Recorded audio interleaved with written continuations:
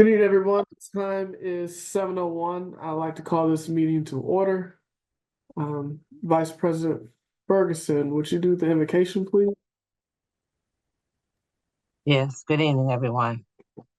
Father, I just give you praise, honor, and glory. Great is your love and your faithfulness towards us. And we know that we can do nothing without you. So I'm asking tonight, Father, that you would be in our midst and that you would grace us with your peace, with unity and productivity as we work this session tonight. Father God, I ask that you would help us to make wise decisions that will benefit the city of Glenarden. And I thank you for keeping this region safe from the destructive storms that have come and even those to come. And Father God, I ask that you will meet every need of those who have been affected by the hurricanes. Bless them to rebuild and comfort them, Father God, in their loss of property, resources, and loved ones. We ask this in Jesus' name we pray. Amen and amen. Amen. Thank you, Vice President Ferguson. Madam Clerk, could you do the roll call, please? Okay. Councilwoman Fareed, Here. Councilwoman Guillaume. She will not be in attendance today. Okay. Councilman Hairston, Here. Councilman Herring, Here. Councilwoman Jones, Good evening, everyone here. Vice President Ferguson, Here. and President Curtis. Here. Thank you. We have a quorum. Is there a motion to adopt the agenda?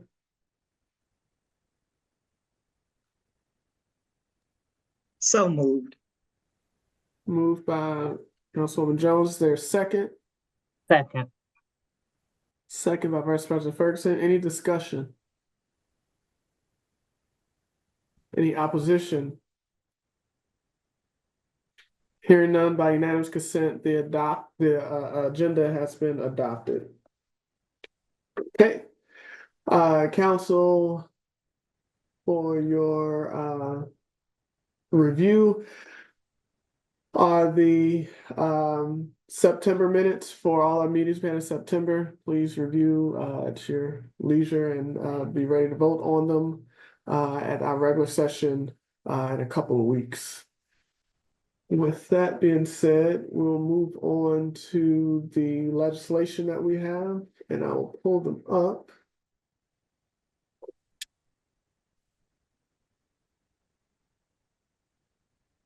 Citizens can follow along.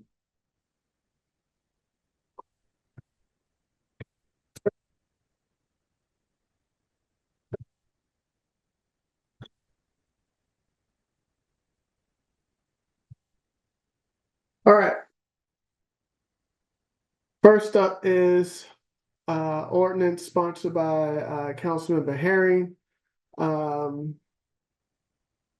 An ordinance amending chapter 149, vehicles and traffic. I'm pulling it up now so citizens can see as we move along.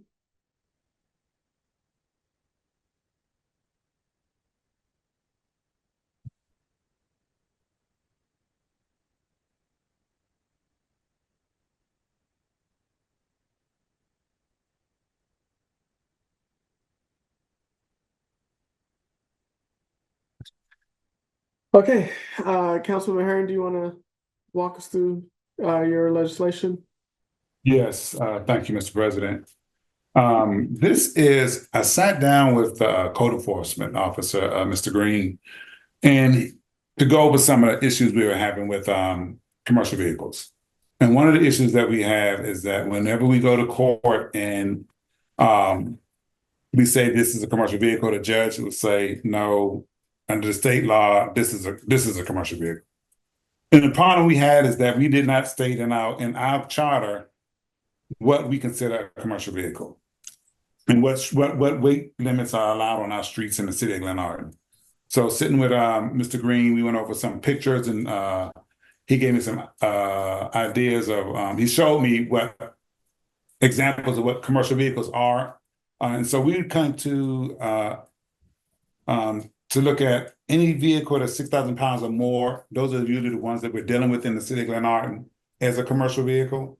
So we can just restrict that weight limit on the street. That's one way we're trying to basically address the commercial vehicle issue. It's going to be a major problem. Again, and I said this before, you know, this is a residential neighborhood, not a commercial district. Commercial vehicles, the county don't like commercial vehicles in residential neighborhoods. We should not accept it in our neighborhoods because, again, every time you have commercial vehicles in your neighborhood, it brings down the value of your house. Our biggest asset, most people's biggest asset is their home. And to sit there and devalue a home by allowing all these commercial vehicles to park in the city is an injustice to the people living in there who paid all that money for their home. Not only that, we still have the issue of people being able to park.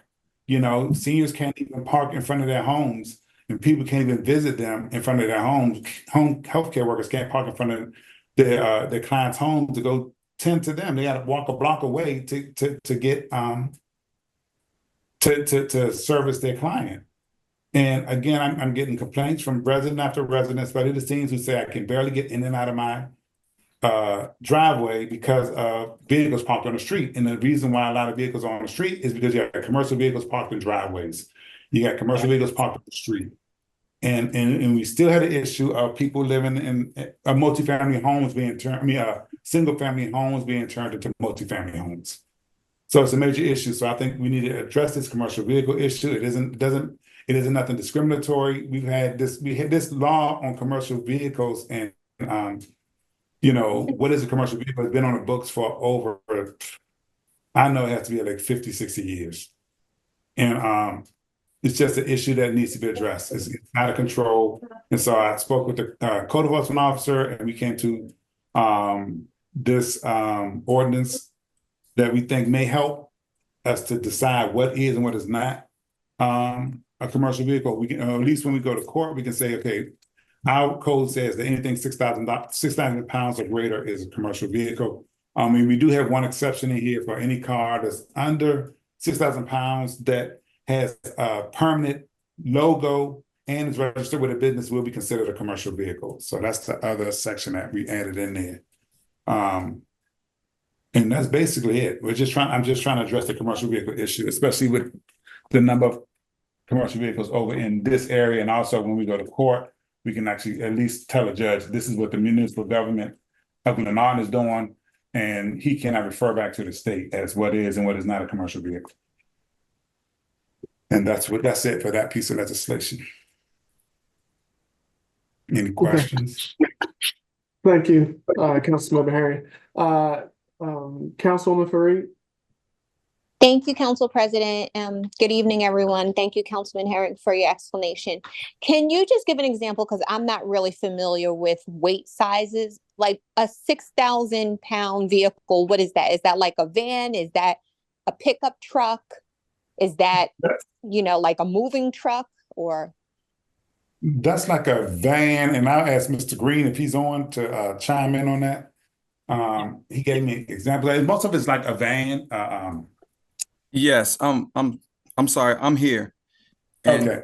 And just like Councilman Herring was saying, it is like a van. It's like a small SUV, a small pickup truck. And of course, vehicles fall under, your regular passenger vehicles fall under the 6,000 pound mark. Okay. And those Okay. are considered, I'm sorry, one more thing, those are considered Class 1 vehicles. Okay.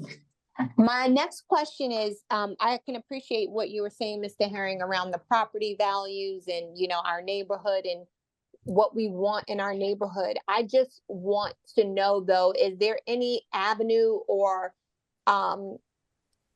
do we have suggestions on what people who live in Glenarden and who are, deriving their income from their businesses as sole proprietors or entrepreneurs in another sense, and they need these commercial vehicles in order to do their business.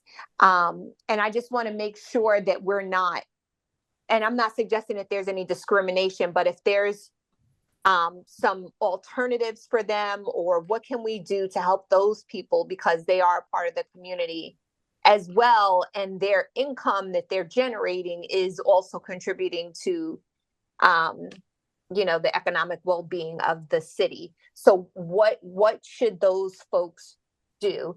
And then my third question will be around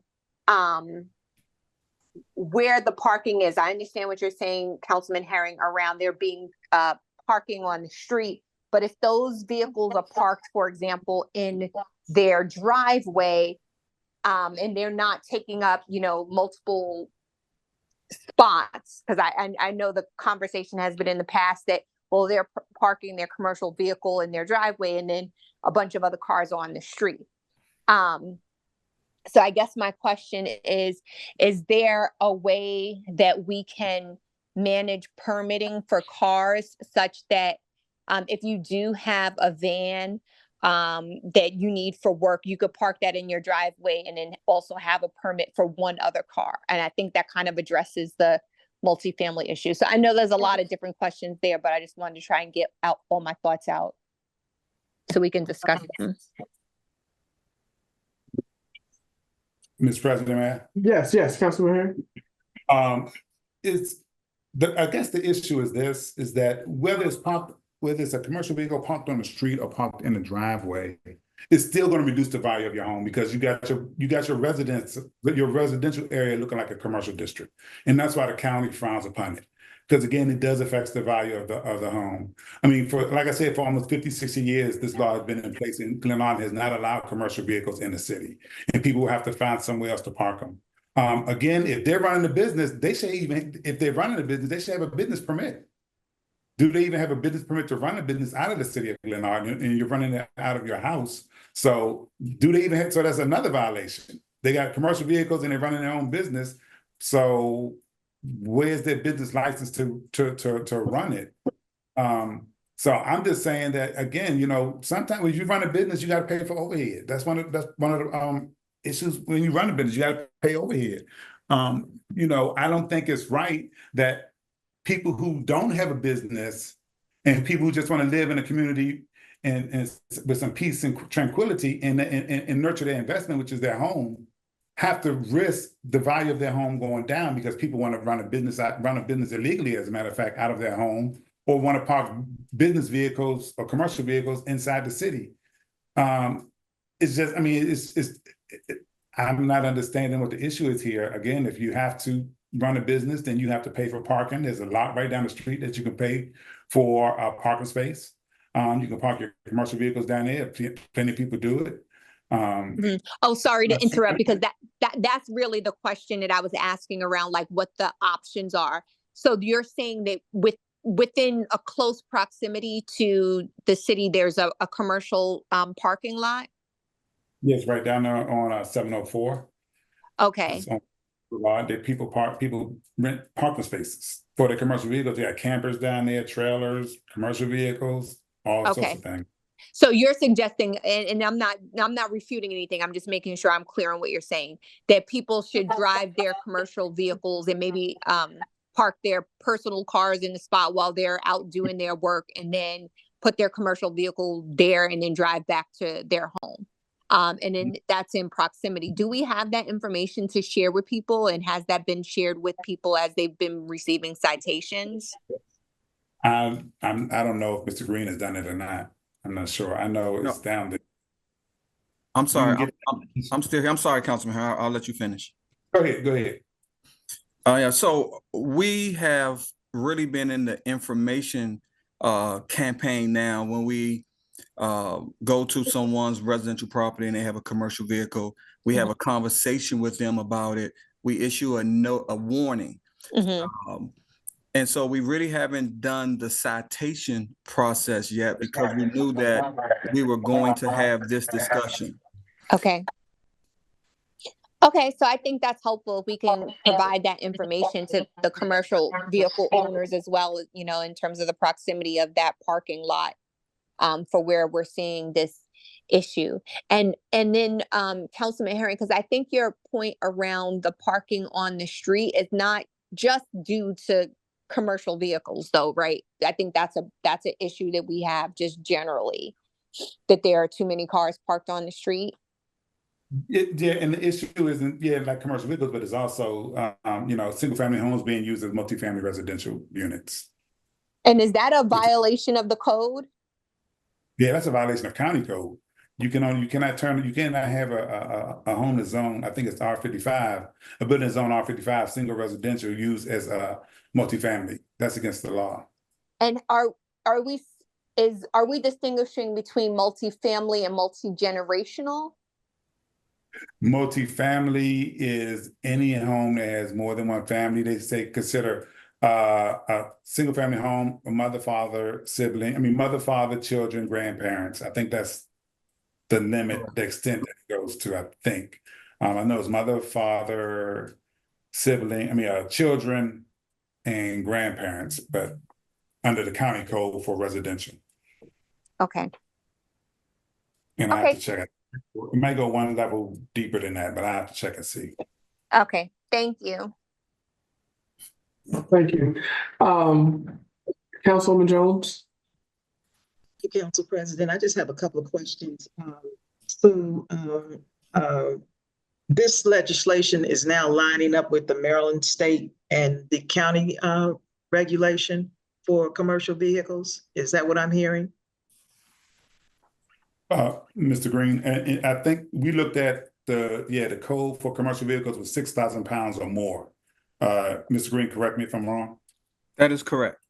That's for the county or for both the county and state? Well, the county says no commercial vehicles.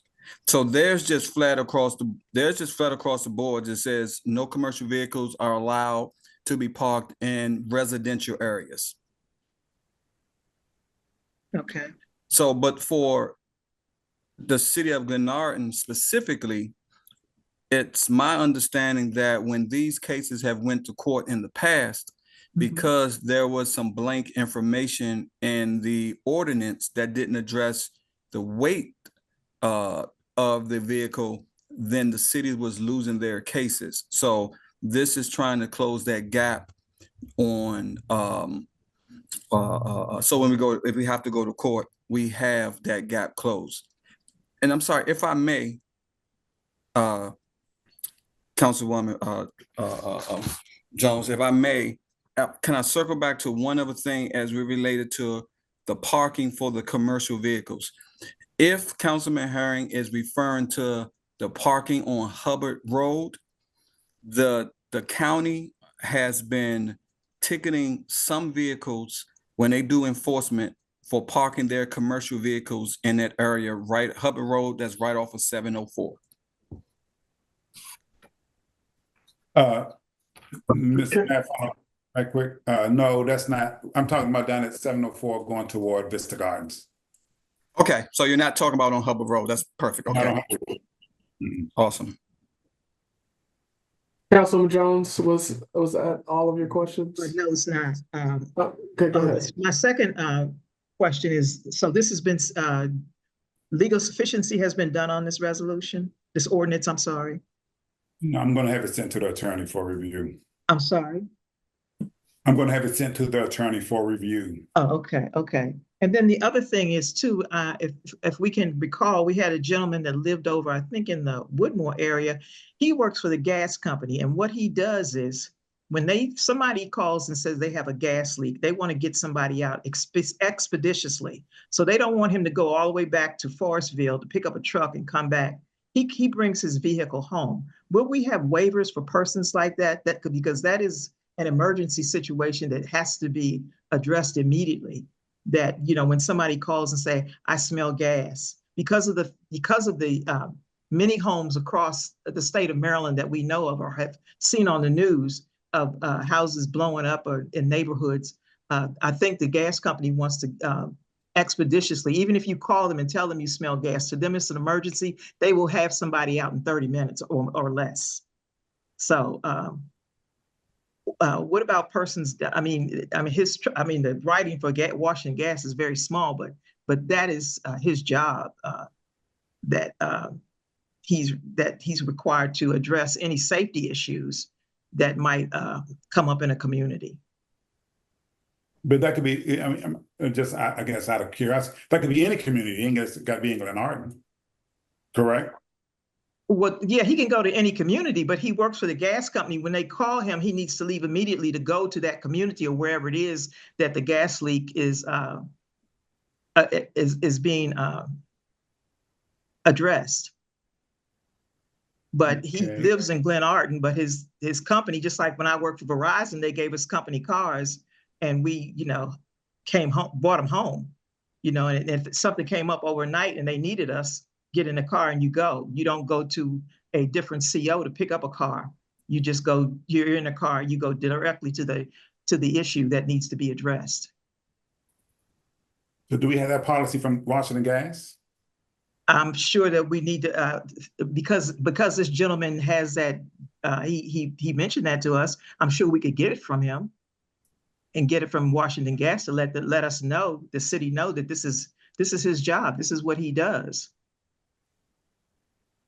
I mean, I'm sitting here thinking, I mean, because I know a number of people that work for utilities, and I've never seen any of them bring their vehicle home for emergency situations. But I mean, we get something we can look at, but if we start making an exemption for him, who else are we gonna make exemptions for? I would like to see that policy to see what Washington Gas says. Okay, I'll reach out to him and let him, since he did come to the city when we talked about this before. I will reach out to him. I think maybe Councilman Guillaume may know him more personally than I do, but I will reach out to him. I'll go around to his house and ask him to provide that information if this is, really his situation as far as being an emergency worker. But I think gas is a very serious issue now across all of the country because of the various explosions that are happening. So, I understand the firemen, they go to the firehouse because they're there with all the equipment, and they leave from the firehouse because they're assigned to that firehouse and scheduled to work that day. But when he finishes his job, he comes home. And if they need him to go someplace else, from what I understood, then he goes out to that location to check for, to do the meter reading for the gas, to make sure that the homeowner or the neighborhood is safe. But I will reach out to him for that. Thank you, Council President. Thank you, Councilwoman Jones. I have a question. I guess it's for Mr. Green. You mentioned that the county prohibits any commercial vehicle from parking in residential areas. How does the county define a commercial vehicle? Well, the way it was explained to me is that it's really a simple process, and they have information on it that says a commercial vehicle means a vehicle that is used to transport property, is owned by or used in conjunction with a business enterprise, is a type capable of being registered. And they also say that if the logo is bigger than 4 inches, and they use a dollar bill, if the logo is bigger than 4 inches, though, if they meet any of those requirements, they consider that a commercial vehicle. There's no weight assigned to it? Yes, it's 20. I'm sorry, 1 second. Also, a commercial vehicle may include any vehicle with a gross weight rating of at least 26,001 pounds, a vehicle designed to transport 16 or more passengers. And examples are tractor trailers, semis, big rigs, 18-wheelers, gas tankers, work trucks, flatbed trucks, buses, box trucks, delivery trucks. They go on to say light commercial vehicles include pickups, panel trucks, and work vans. Well, work vans don't meet the the 26,000 pound limit, would it? Right, but it's not just weight. So they're also classifying them. So they come from a perspective of the weight, if they are certain kinds of vehicles, if they have logos on them that's larger than 4 inches. So they have a variety of definitions to describe a commercial vehicle. So it's not just the weight only. Okay, could you share with the council just this information, please, so that council members can have it for themselves and can look it up, of what the county designates as a commercial vehicle, please? Could you share it? I'll do that. I was for sure make that happen, Council President. Thank you. And the other question I had is, Councilman Harris said you had showed some pictures. If you could share that with the rest of the council as well. When I think of a commercial vehicle, I'm thinking of a tractor trailer, 18-wheeler, things like that. I'm not necessarily thinking about a pickup truck for plumbing or something like that. So I just want to know the difference and what I would be agreeing to or not agreeing to as it relates to what we would classify in the city of Glenarden as a utility vehicle. Understood, Council President. I'll make sure everyone gets it. All right, thank you. And Mr. Herring, I think the next one is yours as well. It's similar. Yeah, that's and one I brought up before. I said I'd bring it back, and that's basically for commercial equipment, because there is an issue with, and that kind of piggybacks on this other one. The problem is commercial vehicles. Saying commercial vehicles, and you run into this whole definition of what is a commercial vehicle, the weight and all this other stuff. A lot of jurisdictions now just say commercial equipment, and you can designate what you want to as commercial equipment. A lot of vehicles are commercial equipment, so I think that's one way that we can address some of these issues of these commercial vehicles, as well as other equipment that's on properties. And this is just one I brought up before, and I said I would bring it back, so I'm just bringing it back again. I think this piece of legislation will handle, will give the code enforcement officer a lot more latitude, and also it can't be challenged in court because there's no definition of what a commercial equipment is. We can decide what commercial equipment is, and most commercial equipment, it's commercial equipment. No one is riding a kid around in a cargo van with 2 seats. They're not going on a cookout or a picnic. They're taking their family to a cookout and a picnic in the back of that van. That's a commercial van, so it gives you that latitude to get them, to be able from the city. My whole goal is just to free up space in the city and allow people to be able to, again, live comfortably in the city, being able to get in and out, and also ensure that the value of their homes aren't depreciated based on commercial vehicles all throughout the neighborhood. So that's what this piece of legislation would do. Okay. Hold on 1 second so I can see everybody. All right, are there any questions or comments? Yes, Council. Oh, sorry. I'm sorry. Go ahead, Councilman Fareed.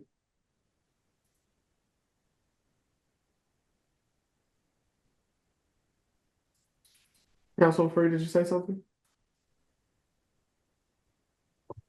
Yes, I'm sorry. I don't know. My mute button is like stuck.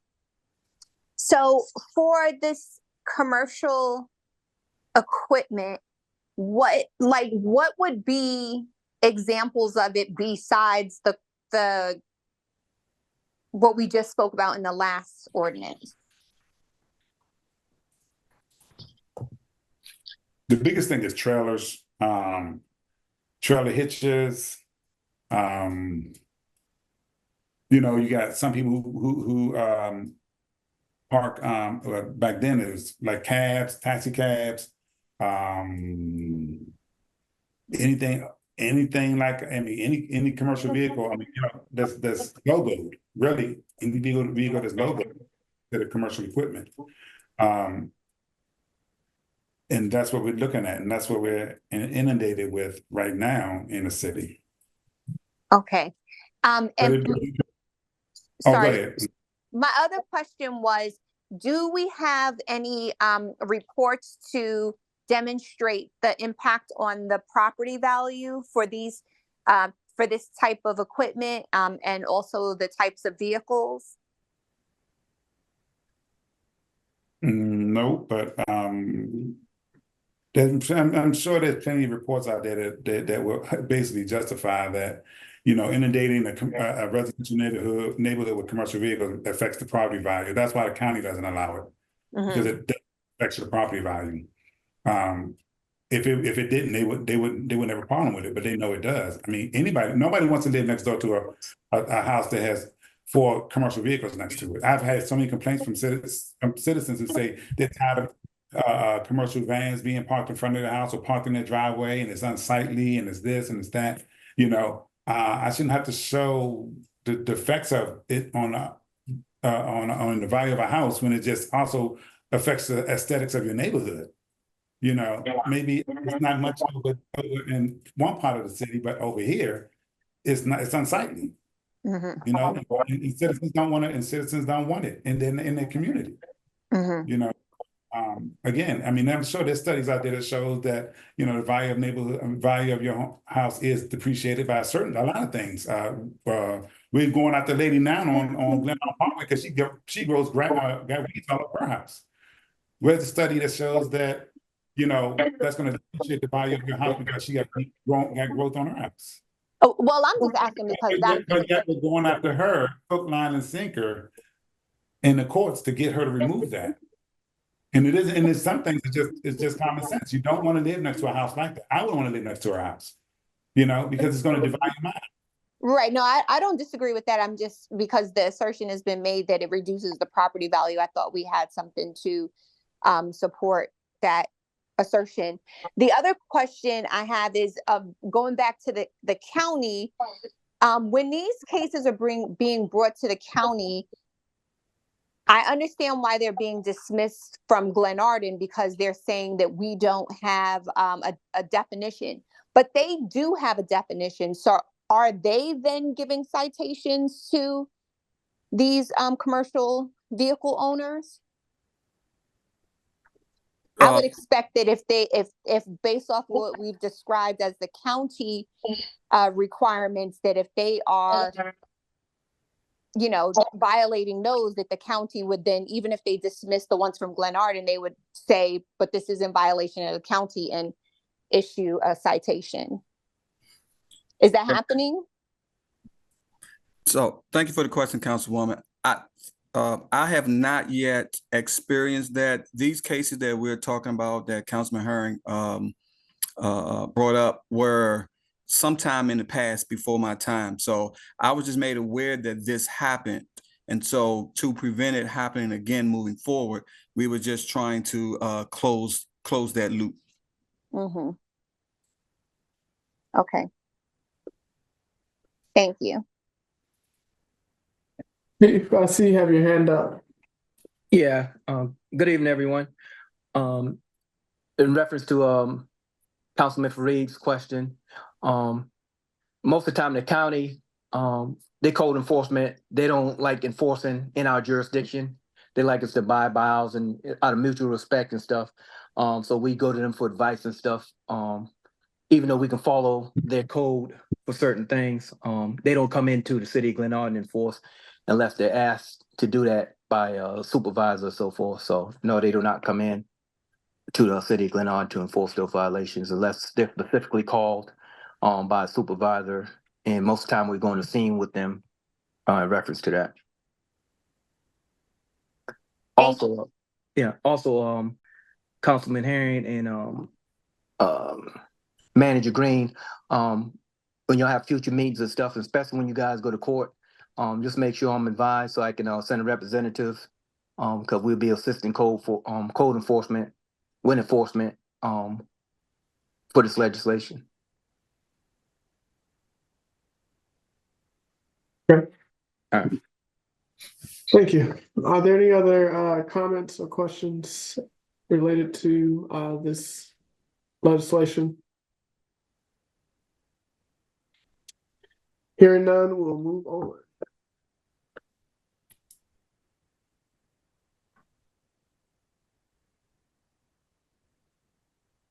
That is a resolution granting a renewal of the cable franchise to Comcast of Maryland LLC and authorizing a franchise agreement. Are there any questions or comments? Is Mr. Online? Mr. Simpson? Could you give a little bit of background on this, please? Yes, good evening, Council President. Good evening, Council, residents, Mayor. So I was reached out by, I believe, the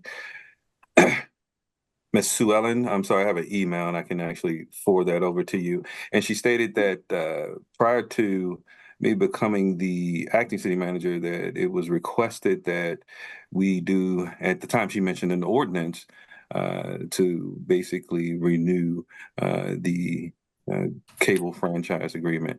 I do believe this is something that has happened in the past and is presented to council today so that we're able to proceed with some of the grants and some of the other fundings.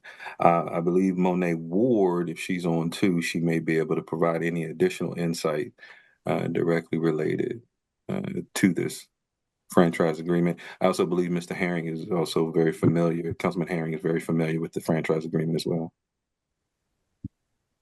Thank you, Mr. Simpson. Are there any questions or comments as relates to this resolution? Councilwoman Jones. Thank you, Council President. So this is just for Comcast. What about the Verizon portion? Because I've seen that in the charter where they both persons that offer the franchise was with Verizon and Comcast. So we don't have to do the Verizon portion. If Ms. Ferguson didn't mention that in her email? No, ma'am, she did not. And she actually provided it in the information that was provided for the previous agreement. But I can certainly circle back with her to confirm that information. You just ask her, if that's included or if it may have already been done or is pending. That would, we need to know that. So thank you, Council President. Thank you, Councilwoman Jones. Are there any other questions or comments? Hearing none, we'll move on. Next up is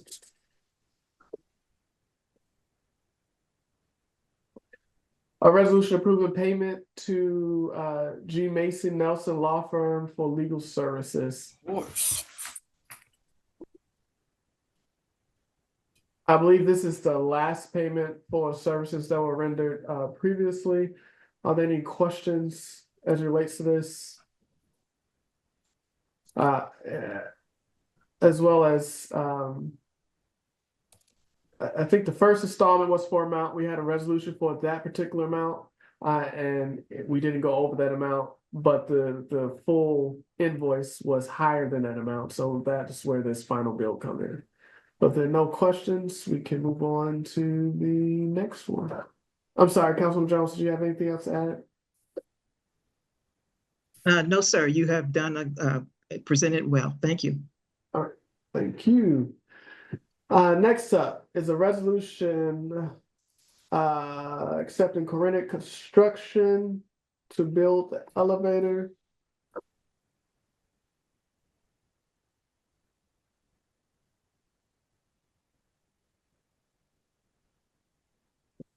Councilman Herring, did you want to present this? Yeah, this is I just took the proposal that was given to us by, was it Corinne Construction on the elevator to build the elevator. And because this needs to move forward, like I know we're gonna have to go through the whole process, but this piece of legislation basically is showing that we have $650,000 in the budget and we need to pull some money from the ARPA funds, $346,000 from ARPA funds to complete this project, which is close to $1 million. And I think we just need to move forward with asking, getting the construction company to submit contract that we can send over to the attorney to get them to review so we can keep this project moving forward. It's been stalled long enough. Also on this piece of legislation, I would like to add Councilwoman Ferguson and Councilman Hairston to this as sponsors. So basically, that's what this is. I just don't want this to fall through the crack. We need to move forward with this project. It's been on the books long enough, and we need to move forward with it. So we need to just ask if we're going to use them to build it out. Then we need to have them submit a contract that we can get reviewed by our attorney and get this project started, so we can accept the agreement. How did we come? I'm sorry, go ahead. Go ahead, I'm finished. How did we come up with Korenic construction? Were they recommended? Is it The architect? yeah, I'm sorry, maybe I'm wrong. So I thought this was packaged in was it the red left? Really? Deal. And I'm just trying to find its place in the whole process, right? So that's where I'm kind of confused with. So we're just going outside and we're just going to, which I agree. I think we, have waited too long for too many of the projects that we have, and we're going to move forward. But are we also going to rely on them to, if we're going to rely on this company for the elevator, are we going to rely on them for the other things that we were waiting on as well? I mean, one thing we're going to have to look at is I'm not sure. We got to look at the whole thing. Are they a government contractor? Have they done government work before? And can we use that section of the charter to circumvent the bid process? If not, then we're going to have to put it out to bid. Okay. At least we got a dollar amount. So I'm just putting it out there to look into it to see what we need to do. What's the next steps? Let's find out if we can. If we can't, then we need to put it out to bid. Okay. Thank you. Councilwoman Jones? Yes, thank you, Council President. I thought we were waiting for the permits through the county. We were just waiting for the permits to move forward. And I guess we would need, once we get the permit, we would need a construction company to get started. So, okay, the question was answered that we're going to see if we need to put out a bid for this, or if we can find out if this company is connected with some government entities that we can go ahead and use them. Maybe Mr. Simpson has particulars on this. Thank you, Council President. Sorry. Thank you, Councilwoman Jones. Mr. Simpson, did you want to? Yes, Council President. Yeah, so I do know we have Ms. Felder. She's on the line as well. And there's also a presentation briefly regarding the police project building. I also believe there's some solutions involved in that. But I believe Ms. Felder can certainly give an update during that portion of discussions as it relates to the permitting and what's been received. I believe as is mentioned in this particular resolution, that the contractor or construction company that's being suggested by Redleaf is Korenic Construction. I hope I answered your question. All right, thank you. And I do believe there's another presentation later on that will actually think will come full circle about the projects we have on board. But we'll get to that later, but fully in agreement with moving forward. We waited too long for this and other capital projects to get done. So are there any other questions before we move on? Okay, and I'll probably have a questions. I'm pretty sure that we have $346,000 in opera funds, but I'll circle back with Dean at the end for a full update on opera funding if we have time. If not, we'll do it in a regular session. All right, next up is a resolution. A resolution authorizing the upgrade of the Abila MIP accounting system to MIP Cloud. Just some background on this, and councilors can chime in. So we are currently on our current system is MIP, but to have more flexibility, to have the capability to not have to come in and approve things or sign things, to make things more automated. Treasurer Stewart has recommended that we upgrade the system. So not bid out another system, but just upgrade our system to the cloud within the same service. That amount will be about $13,600. And that's why this resolution was brought forth. Are there any questions? I do see Councilwoman Jones. Yes, thank you, Council President. Again, I thought that the Treasury, the Finance Department wanted to get another system other than Abella because of its difficulties. Can I get Yeah. the Treasurer to speak on that, please? There it is. Sure, Hello. Mr. Stewart, are you on the line? Yes, I'm online, and good evening, everyone. And yes, that's one of the reasons too why we're moving to the cloud, because one of the drawbacks we used to have is that the system was on the server, and the server, I think, has been outdated for some time now. And one of the other things I heard is that we needed to change the server as well, and that's going to cost over $40,000. And what is happening is that the accounting system is the only one housed on the server. So we believe also that this would be a savings if we just move on to the cloud for $13,000 as opposed to spending another $40,000 to upgrade the system and then go and find an accounting system to add on to it. So we believe this would be the most efficient way to deal with the accounting system. And right now, the system is going fine. I just believe that it going on, or it was shown to me that going on the cloud would make it even more efficient, not only with processing of payments and receipts, but also the whole authorization of payment and other areas of concerns. So we believe this is the best and most cost-effective way to move forward. Thank you. Thank you, Mr. Stewart. I appreciate your clarity. Thank you, Council President.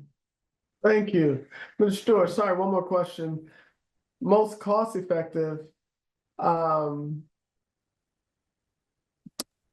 yeah, you know what, never mind. I just want to make sure that,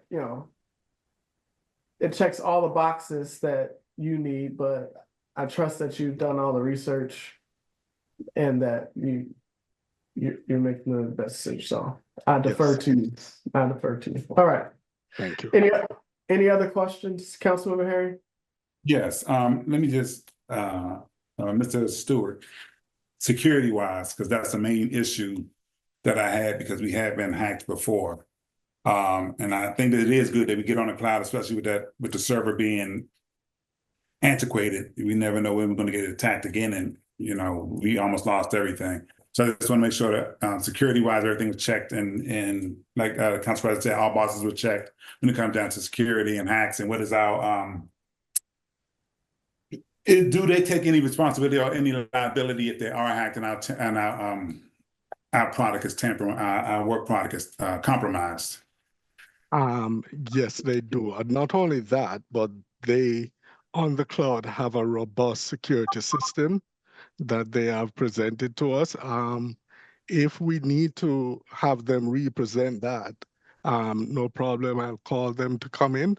But apart from that, we are also internally setting up firewalls to ensure that not only our accounting system is secure, but our emails and other areas are secure with regard to online, infringements. Thanks. Okay, thank you. I just wanted to be sure on that. Thanks.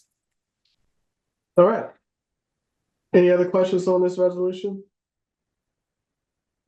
Hearing none, we'll move on to a resolution authorizing DPW to purchase a vehicle.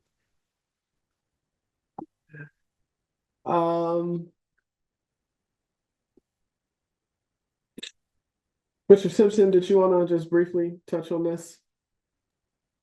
Yes, this is a Chevy Silverado EV, full EV.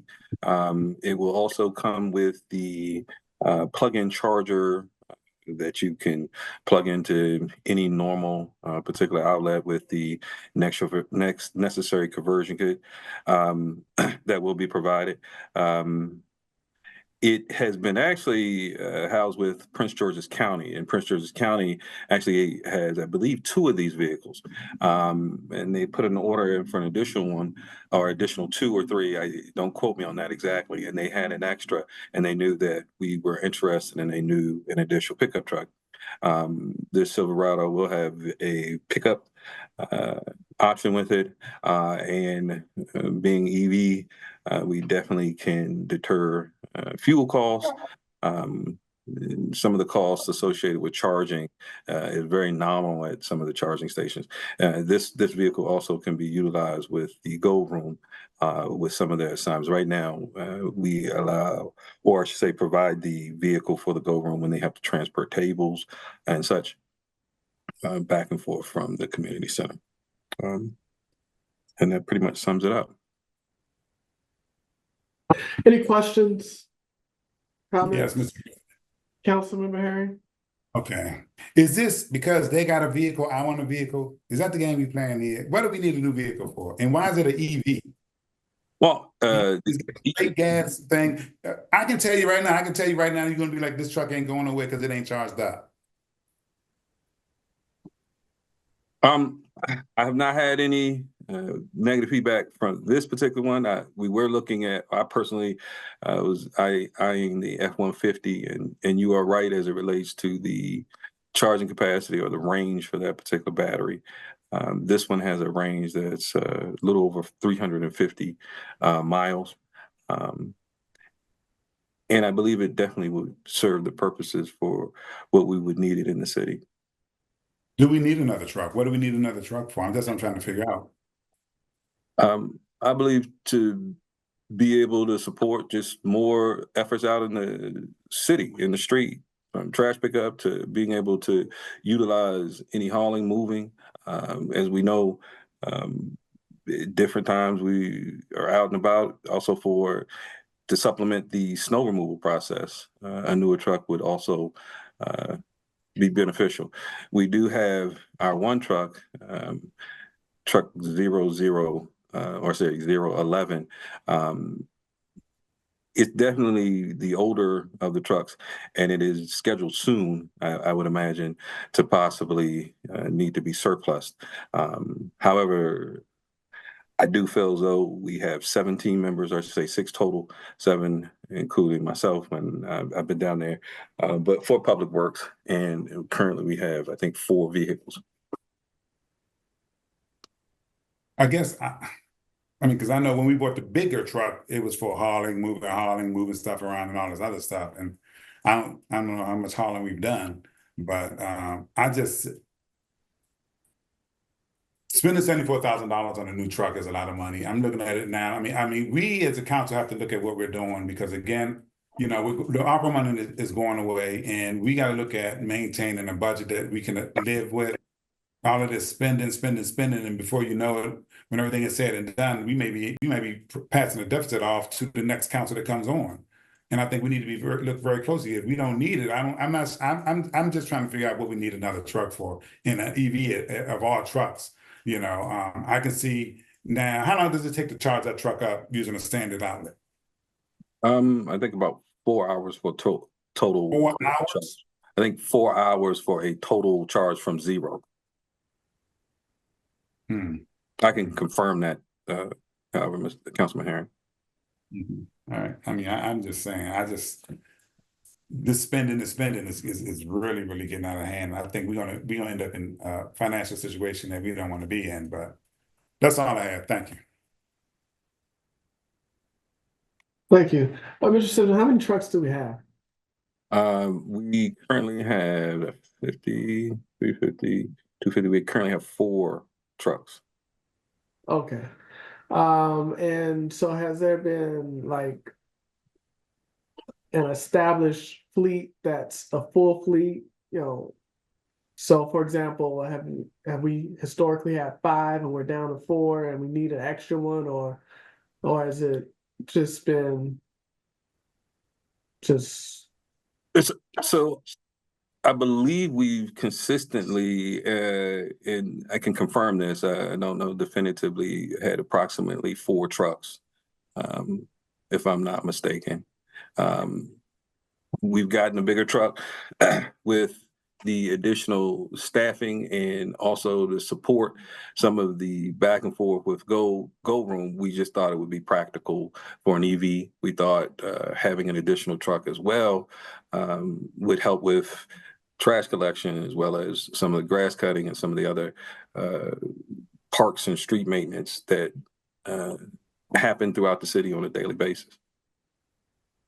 and the 4 trucks that we have, they're fully functional, they're not old, and They are fully functional. We do have one truck that we're told it may have some particular issues that it wouldn't be worth repairing. However, it doesn't appear to be a problem as of yet. We get it routinely maintenance, but there is an engine issue that they're saying that may need to be addressed, and the cost for it wouldn't be practical to invest that money into that particular vehicle, and that's from fleet maintenance, PG County Fleet Maintenance, and I can get that information confirmed. But that wasn't necessarily my thought process and the need for that additional truck. thank you. Last question, do you know the cost comparison between a regular gas vehicle versus an EV? I don't have it offhand, but I can gather that information, and I believe we are very comparable in gas vehicles, but I can get that confirmed. Thank you. Any other questions for this resolution? Here now we'll move on to a resolution authorizing the Department of Public Works to purchase a leaf vacuum. Mr. Simpson, you want to briefly touch on this? So I know there's been a lot of discussion before. This was brought up in the past. Currently, what we use to deal with the leaf situation, and it is a huge situation within the city. We blow them into, I should say, huge fields, or we do our best to do so, and then we cut them and mulch them up. It's a great deal of wear, I would say, on those zero turns. And we do have what I believe are quality zero turns. With this leaf vacuum, something I am familiar with, as well as a couple of the public works staff, we would be able to vacuum the leaves, and the machine would actually grind or mulch them, and then sort of pack and compress them, and then we're able to dump them at a compost landfill within the county. We believe this will help with leaf collection more effectively. It will also help with minimizing the damage, or I should say the wear and tear, if you will, not damage, on our zero turn lawnmowers. I think it could definitely benefit. I'm not necessarily suggesting that all residents blow their leaves for us to collect. That's something, if council is interested in to discuss, I think we would need a much larger machine to be able to handle that, and the crew dedicated to that time frame. We definitely spend during this leaf season, which is happening, in these next few weeks through, I would say, about end of November, December, until all leaves fall off the tree. It definitely takes a great deal of time to do that. This would help with efficiently and effectively removing leaves. I believe some other discussions that I've heard in the past that there were machines here or this was used before. But again, I think I've also heard, and please correct me if I'm wrong, that it was done as a program to help with resident leaf collection, which is certainly an option, but it would definitely require a lot more coordination and a lot more work there. Thank you, Mr. Simpson. Are there any questions that relates to this resolution? Yes, Mr. President. Councilman Herring. Again, $88,000 for a leaf vac they were going to use for 3 to 4 months. Tops for leaf pickup, and we're looking at leaves where MLK, what other park? 7th Street Park now. Where else will we be picking up leaves? Well, Glenarden Parkway. Where in Glenarden Parkway? Just up and down Glenarden Park when leaves do blow from down from Delwood all the way up to where Jeff on Road. Glenarden? Are you And talking about in the street? Yeah, just throughout the city. Like there's a lot of leaf vacuum. We do a great deal of blowing those leaves into certain areas. I think there's sections in Jeff Road that will blow those leaves that do get accumulated there because there's a common area there. Then you have Hold on. Yes, sir. The field at Glenarden Parkway and Jeff Road? I'm sorry? The field at Glenarden Parkway and Jeff Road? I believe that's one site where we'll blow some of those leaves over to that area. I'm sorry. I can break that with a rake. Oh, well, I'm just not. I'm not just saying Jeff Road itself. I mean, all through Ward 3 as well, Councilman Herring. I gladly I can work on getting some information to you to just show you exactly what those paths are. I can make it very clear to you where we go and blow and do that. I can certainly provide that for you. I mean, go ahead. I'm sorry. Or you can invite Mr. Herring to come out with his rake and lend a helping hand. I bet you I can get them up faster than that machine. But I would differ with you, but I understand your concern. Okay, let me tell you, if you're gonna have 5 guys raking up leaves into a pile and then they're gonna vacuum them up in a thing, they've already got them in a pile. All you gotta do is put them in the bag. So what happens is put them on the back of that $100,000 pickup truck that we just purchased. So I'm sorry to interrupt, but what happens is if you look at the actual machine itself, what happens is we're going to have a crew, one that's working the boom, someone that's driving, and then you have the other crew members that are blowing the leaves into the area as we're driving up and down and through a lot of the streets, particularly in the common area streets and where leaves tend to accumulate, definitely on storm drains and just throughout the city. So we're not just saying Glenarden Parkway. It's small enough as well to be pulled by one of the 250s or the 350, and it's able to go through some of those tight streets as well as in all the wards and in Ward 1. Okay. I guess my thing is this: right now, I know residents rake their leaves, they bag them up. So any leaves on the street, most of them, by the time you get to them, they're going to blow it down the sewer. They're going to be gone, or people have already gotten them up. I'm just not seeing the need for this $88,000 leaf blower when you're only going to use it for 3 months out of the year. And the biggest place that you're probably going to have to get leaves up at is MLK Park, because you're talking about using the lawnmowers, and I can see over there you're using the lawnmowers. But then again, the lawnmowers aren't being used for anything else. It isn't grass cutting season; is over with by that time. So I'm not sure what the issue is. I just think that's a lot of money. Again, we're spending a lot of money on equipment, and we're not sure where this budget is going to settle, especially since the tax rate rolled back this year. I honestly don't see the need for a leaf vac. I don't see if what you've been doing before is working. It's been working working since we've been here, to buy a leaf vac to walk up and down the street. And I guarantee you're not going to walk up and down the street and sprint and blow no leaves, because I've never seen Public Works walk up and down any public street and blow anybody's leaves anywhere and get up anything. And it's not going to happen this time. I can guarantee you that. The MLK Park, okay, you got little lots throughout the city that, again, you can do it with a rake. But to spend $88,000 on that, I don't see it. I don't see the need for it, honestly. And again, you got, like I said, you got all these pickup trucks now. And you got, do you have a full public works staff? No, sir. We still have one vacant position. Are all the positions filled? No, sir. We have one other position on Public Works, as well as a recently approved building position that we are currently filling. I think the building position just closed a week or so ago, and we're interviewing for the Public Works final position. And do you have temps in a position now, right? One temp. Yes, sir. Mm-hmm. How many staff does that make you?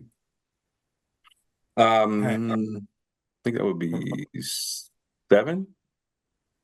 Okay. Okay, then I honestly don't see the need for that. All right, that's just my feelings on it, but, all right, thanks. Yes, sir. Thank you. Councilwoman Jones?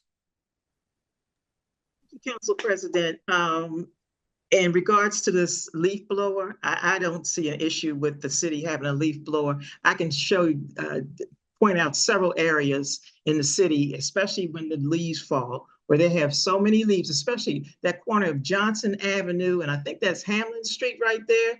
That's right down that whole Johnson Avenue that former Mayor Smith lives on.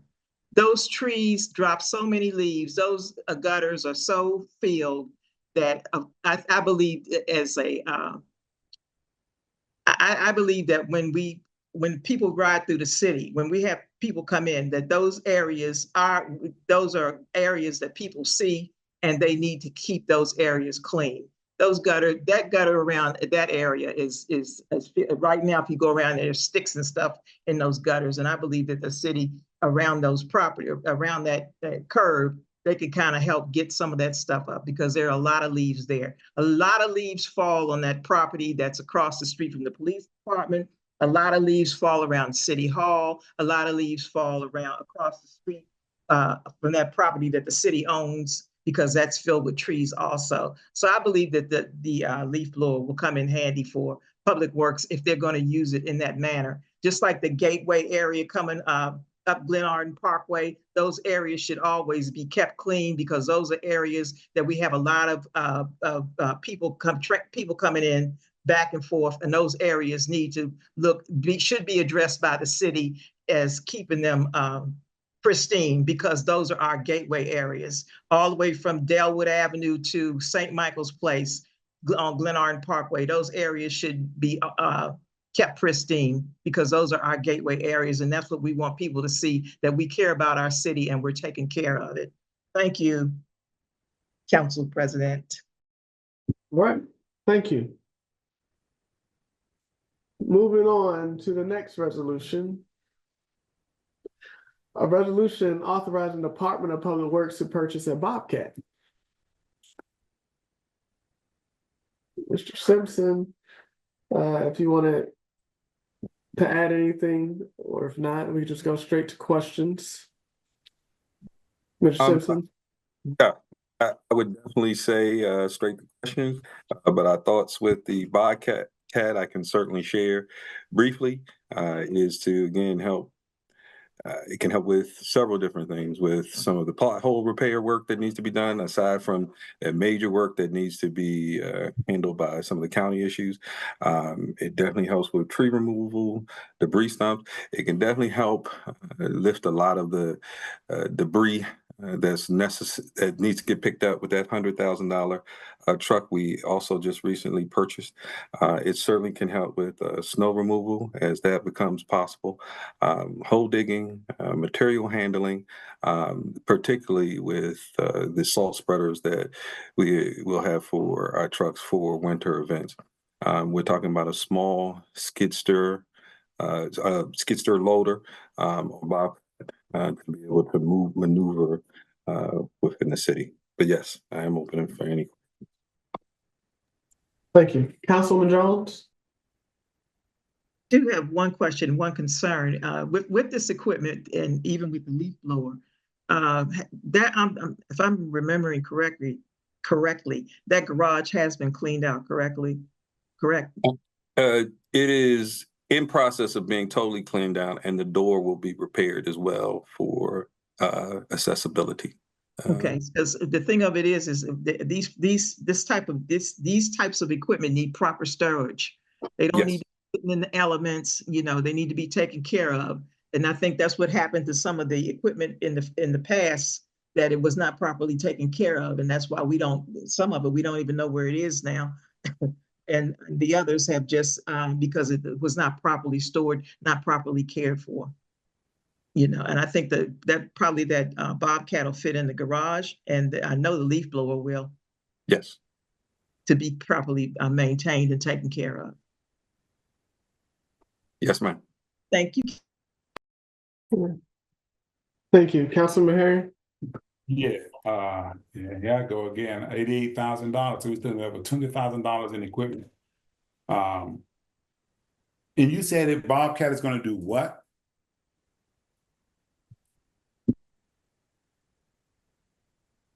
Simpson, you're on mute. Sorry about that. Assist with several different things. Used for grading when necessary, tree removal, stump removal. We can offset some of the costs associated with that. Definitely during snow events, it is one of the most useful machines to be able to clear snow effectively, along with assisting with lifting some of the heavy machinery, i.e. the salt spreaders for attachment to our trucks, as well as pothole repair, curb repair work, some of the minor work that's associated with that, as well as lifting some of the heavy debris associated with that. I think one of the things we can do is expand our skill sets and abilities, and we do have some skilled staff members that have used this equipment and have the capacity to even do a bit more to help offset contractor costs when possible. When you say grading, you're talking about grade? I mean, what would you be grading? We don't normally build. I mean, yeah, I mean, I do agree with you. I mean, grading is just capable of doing some of the grading. But okay. Yes, sir. And you saying it's tree stump removal? When's the last time y'all removed a tree stump? Well, we haven't had a bobcat or the equipment to be able to do so, but we certainly could. But where is the tree stump at that needs to be removed? I think when they do arise, and in some cases to offset some of the expenses when we have to remove a larger tree, and then some of the costs associated with that. I'm just thinking of some of the ways that it could help offset some of that cost in some of the uses that it's definitely there for. Okay, I mean, I'm just asking these questions because, again, I'm like, if we have a tree in Glenarden, we have trees that are 60 years old. I know ain't nobody cutting no tree.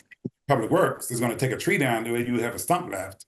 Only way it's going to be a stump left if it falls, and if it falls, I'm hoping we get a tree company that can cut it up and get somebody to grind it up, grind down the stump versus pulling it up with a bobcat, and which would make it much more, make it much more.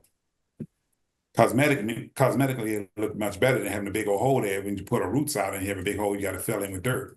I'm just looking at the practicality of buying an $88,000 piece of equipment, really, that you're going to use. I don't know when you're going to use it. On inevitability, if we have snow, we didn't have any snow last winter. We may have snow, we may not have snow, but I thought we also contracted with a contractor that's supposed to have all of that equipment also. We're paying them, so they don't have to do it. I just think this is just another piece of equipment that we're going to get. I think $88,000 is a lot of money to be spending on another piece of equipment that me personally, I don't think is going to get used the way it needs to be used. Because we don't do that type of work here in the city of Glenarden. All right, thanks. All right. Thank you. And I think that is all for Department of Public Works. Mr. Simpson, you're off the hook. Next up is a resolution authorizing the extension of good trash contract. I'll give the background on this. So we did sign a contract. This is the extension to the contract for 2 years.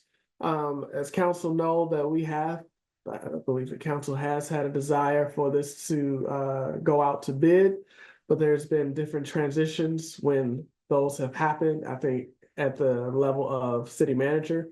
And so now we're here again, where we have an acting city manager, and the contract for good needs to be extended.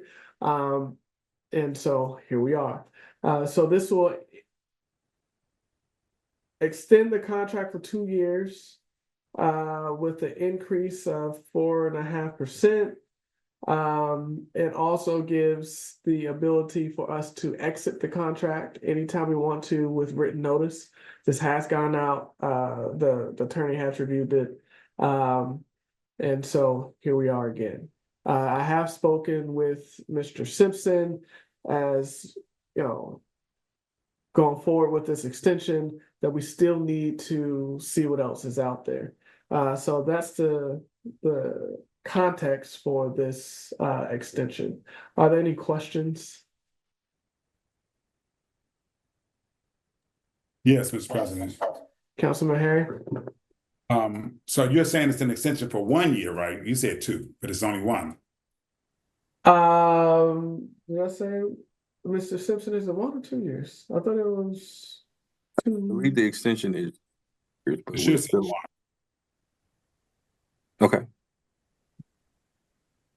It says that's what it says in the resolution. Yeah. Extension. I'm sorry. Yes. Yes, I apologize. Yes. Yes. You want to make sure. Okay. All right. Thanks.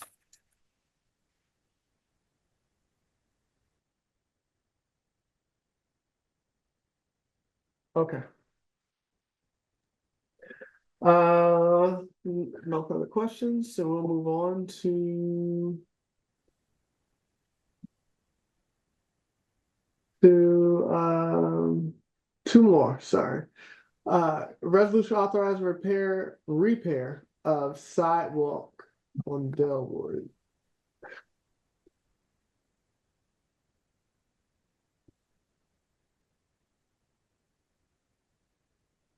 And this is sponsored by Vice President Ferguson, Councilman Herring, Councilwoman Jones. Any one of you want to give a little background, Vice President Ferguson? Good evening. The repairs on the sidewalk, they been long coming. And so one of the things I do want to the resolution, the title, it needs to include, it should say a resolution to approve NZI construction for the repair of sidewalks on Glenarden Parkway. It needs to be put in that title. Then from Delwood Avenue to Eccles Avenue. So the sidewalks on both sides of that Glenarden Parkway, from Eccles down to Delwood, in bad condition on both sides. That's pretty much all I have to say. Mr. Simpson, want to add anything? Yes, Vice President Ferguson. No, I think you did compensate. I did walk with Nelson from NZI, and we walked on both sides of the street. The damage from Delwood Park all the way up to Eccles.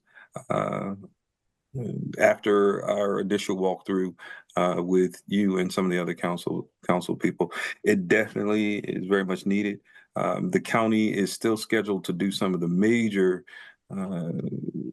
repair work that's necessary with some other items, but these particular areas, I believe, aren't a direct effect from a lot of that. It comes from maybe some of the other contractor work, WSSC, and a few other items there. But it can definitely use repair along Glenarden Parkway there from Delwood to Eccles. Okay. Okay, I just wanted to add that, yes, we did do a walk of myself, Councilman Herring, and Councilwoman Jones also with the Church Street as well. Thank you. All right. Any other questions, comments? Yeah, I do have a question for Mr. Simpson.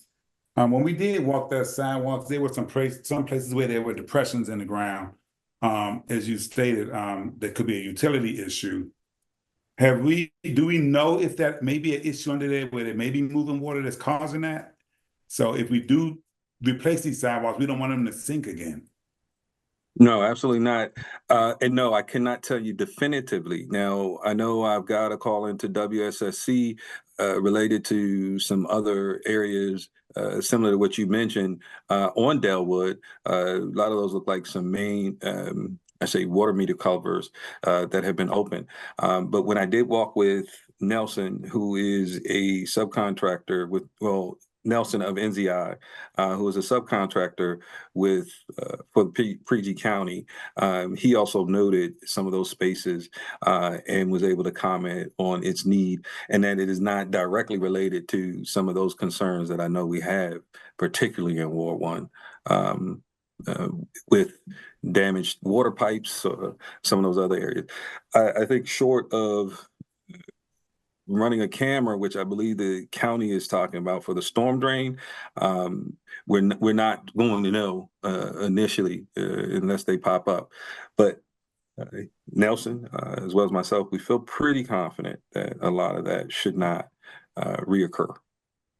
Short of if there's sections of piping, which is possible considering the age, that bursts or cause additional issues. What type of warranty are we getting on this work? I will find out and I will get that confirmed for you. And could I mean, did he give us a contract or anything? Because there's nothing attached to this legislation. Yeah, I know. I noticed that it wasn't, but yes, we do. We do have contracts for both. There should be in exhibits the quotes, but I noticed on this particular attachment it doesn't. I can try to send that out to people right now. Okay, yeah, I need to get that. Okay. Any other questions before we move on? All right, last but not least, a resolution authorizing installation of sidewalk at Church Street.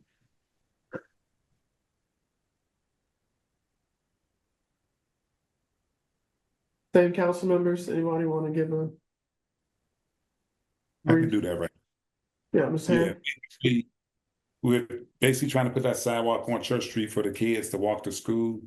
Again, it's a major issue with these children walking in the streets along with their parents, and there being no shoulder on that street. And when they have to step over, they have to step in mud. So we wanted to make sure it was safe for them to walk that path. We walked it with Councilwoman Ferguson, Councilwoman Jones, and Mr. Simpson, along with the gentleman from NZI. Was that correct, Mr. Simpson? Okay. Yes, sir. That's Nelson. So yeah, so we've looked at it, and there was a telephone in place, and Mr. Simpson had the pole removed. But I guess we're going to have an issue with the property owners and that driveway. So have we addressed that issue? I did receive information that I'd like to provide to council and get over to our attorneys for legal interpretation. I can send that information out to you via email regarding his plat line and some of the discussions that one of the residents has there concerning that Church Street location. And have you gotten his plat? I did. I do have it. And what does it look? What does it look like? Is that his property or is it not? It looks as though it is. I definitely would like to have some interpretation done there, but it does look as though it is. I think the question is about our right of way, but it doesn't look like it was an existing driveway, as you mentioned before. It looks like something that they would like to be able to do.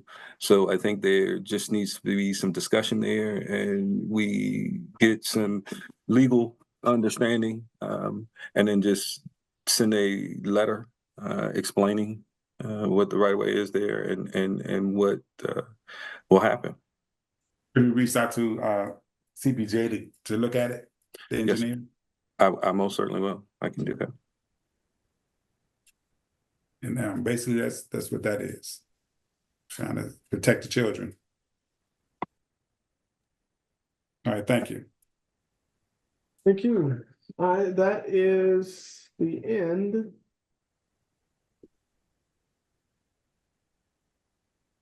Legislation on our agenda. Stop sharing. I'm sorry, Councilman Jones. Yes, before we move on from the legislation, I had a question from a citizen. They wanted to know. We can't. I'm sorry, we can't hear you, Councilwoman Jones. You're breaking. You're fading out. That's impossible. I guess not, though. Can you hear me now? I can hear you now. Okay. All right. I had a question from a citizen concerning commercial vehicles. If the vehicle is registered to them and not a business, is that an issue? I guess it would be a commercial vehicle regardless of who it's registered to, or is that something that we also need to get legal sufficiency on?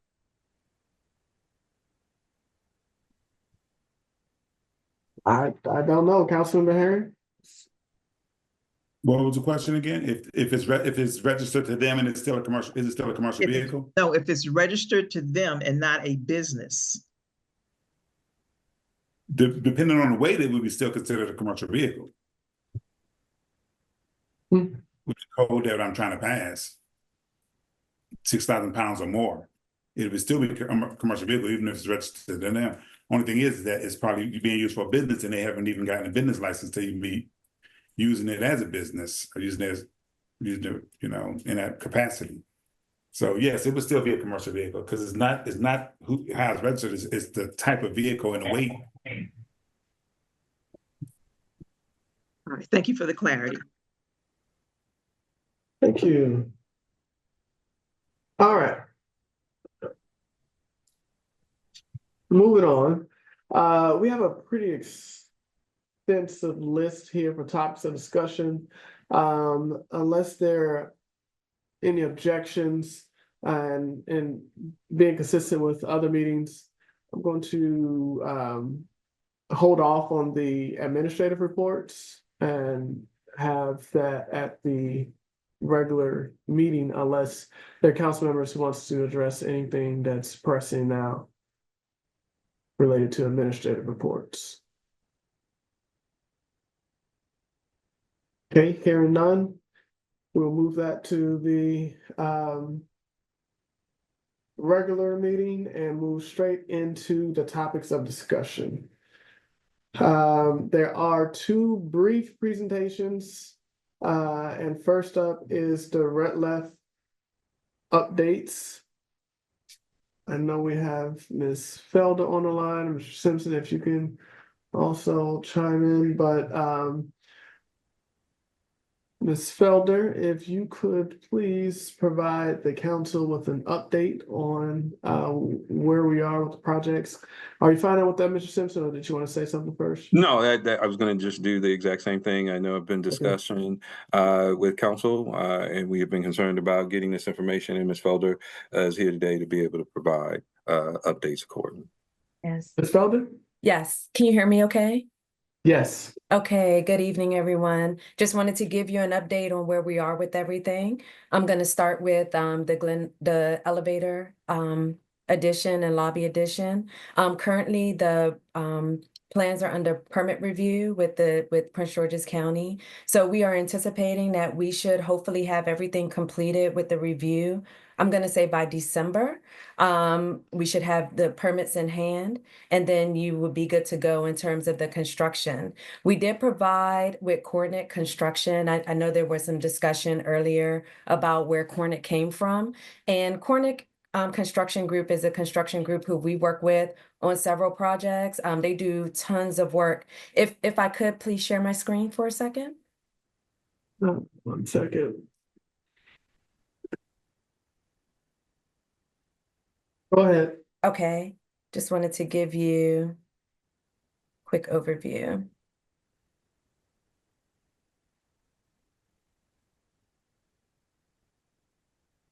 Okay, this is their website here. They are a local construction group. They do all kinds of projects. You can go right on their website and see the types of projects that they've worked on. They've worked on projects at the Shady Glen Fire EMS project. They worked on that. Let me see, I'm gonna go to a couple of government projects. They worked on Walker Mill Middle School. And then you can see kind of like their experience here.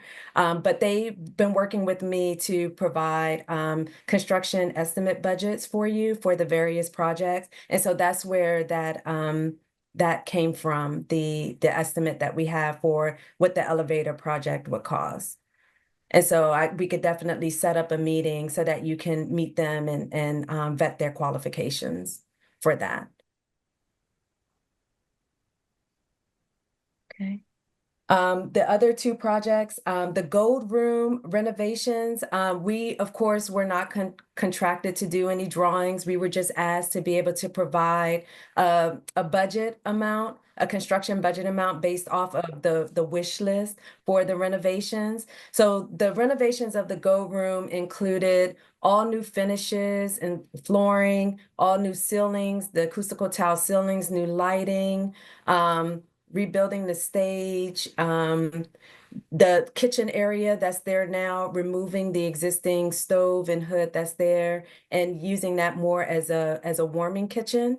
And then also expanding that space a little bit to be able to provide greater storage for the tables and chairs and other storage items that are needed in the Gold Room itself.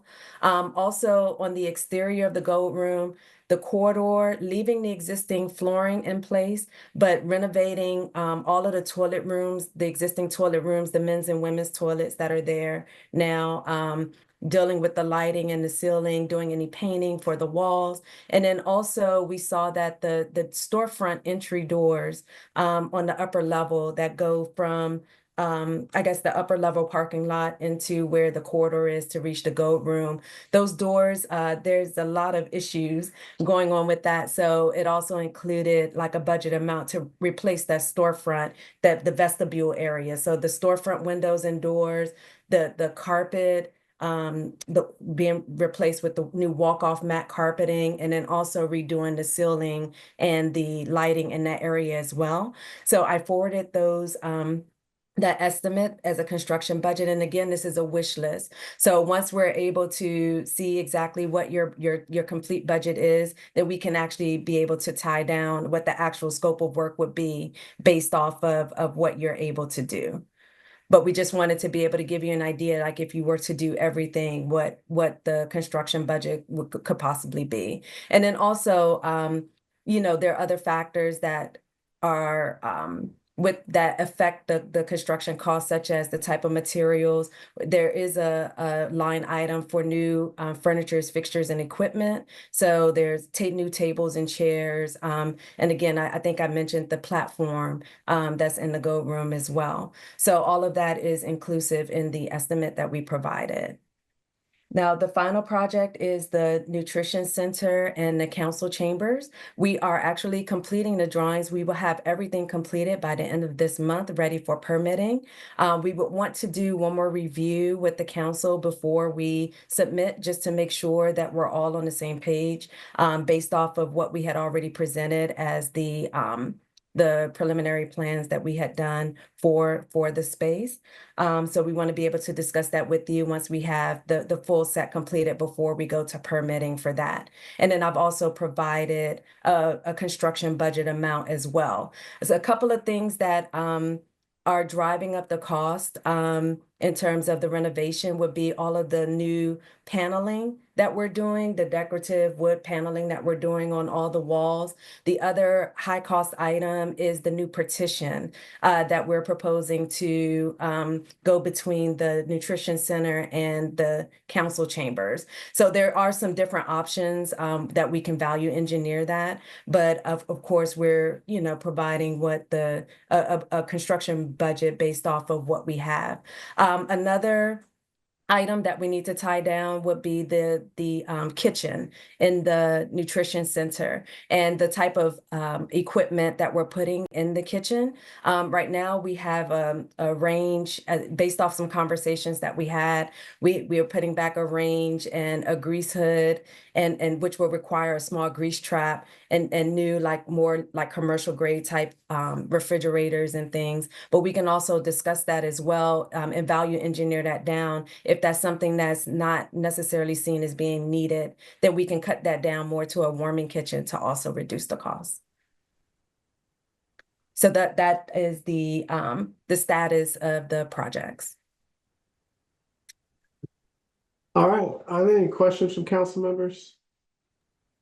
Yes. Councilman Herring? I think I gotta get me some new glasses, because is this number $1.2 million for the council chambers and nutrition center? Yeah, I think I think it's high. And I think that what they did was they wanted to just provide a cost just to cover everything. But I feel like we can definitely knock that down. I'm thinking more so towards, I was thinking more of the $650,000 range for that. I think we can knock that down depending on what we do with the kitchen and also with the finishes as well. There is a line item for the AV equipment, which I think we're allocating about 150,000 towards that for just, you know, all of the new microphones and monitors and cameras and things that we'll be putting that will modernize the space and bring it up to, you know, current today's standards. So I really think that once we finish the drawings at the end of this month, we're going to do another estimate based off of the finishes and things that we select for that. And then I think we'll be able to get that cost down. And go from $1.1 million. So again, that is just not having any drawings at all on that, and that was just like a full wish list of all of the things that you know, all of the wants for the Go Room. So again, I believe that once we are able to narrow down the scope of work and do drawings and select finishes and the fixtures and the equipment and things for that space, then that cost will come down as well. But that is just based off of a full wish list of things to be done for the upstairs area. So again, it's not just the Go Room, it's all of the toilet rooms on the outside, the men's and women's toilet room off the corridor, is dealing with the actual corridor itself, and then also that entry vestibule as well. Okay, and I noticed in both of the proposals you have HVAC, so you want to replace the HVAC units that we had? No. So the HVAC for the council, and that's another number that can kind of come down a lot. That is just dealing if we go with more like a commercial style kitchen in the nutrition center. It requires like a hood, an Ansel system, all types of things that will add to that cost. So again, that's just the budget amount, and that's one thing that we just want to tie down with the council to see exactly, you know, what type of equipment we're putting in that kitchen, so that we'll know exactly what we can do. If you don't feel like you need to use the kitchen to prepare food, if it's more like you contract out a service to bring food in and you just need it more as a warming kitchen, then that would greatly reduce that. We don't have to do all of those things that will be required is if you were to prepare the food in-house and serve it. And I see for the Go Room, for the electrical, you just talked about just gutting everything and replacing all the Correct. electrical. That was, yeah, correct. That's doing all new lighting, the ceilings, and just doing all of the electrical in that space. Speakers, you know, dealing with the sound system and all of that there as well. What is FF&E?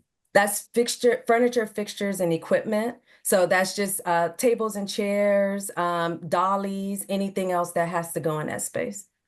Okay. Okay. All right. Thank you.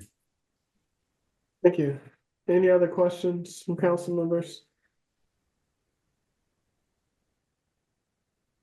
All right. Thank you, Ms. Felder. Thank you.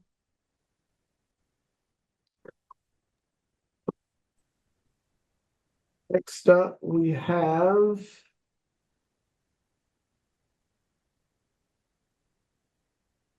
RFQ for new construction Gordian presentation. Mr. Simpson, I'll let you handle this one. Yes, good evening. You may have heard the name Gordian before. When I first came on board, we were going to use Gordian for the milling and asphalt. At the time, it wasn't practical to utilize them when we were able to piggyback directly with one of the vendors and help meet our purchasing agreement. However, considering the thought of a police building or an addition to our existing building or whatever council desires or in gathering the information necessary to decide and do a design build. Gordian is the direction I'm recommending we consider or the council considers. They are Sourcewell, so we can definitely piggyback using some of the same contracts through the state of Maryland and a few other things.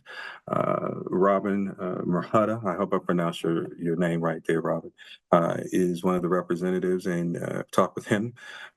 He's also briefly talked with Chief, just talking a bit about who they are, and I recommended that they come to provide a 10-minute presentation to see for council's consideration.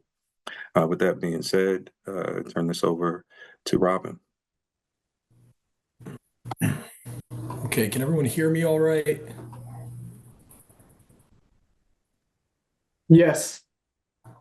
All right, fantastic. Let me get this all pulled up. Can you allow me to share my screen, please, Councilman Curtis? There you go.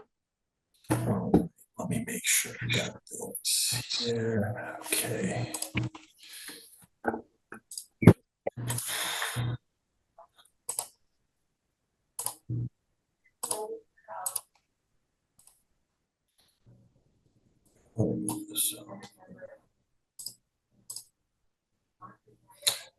Can you see my screen okay?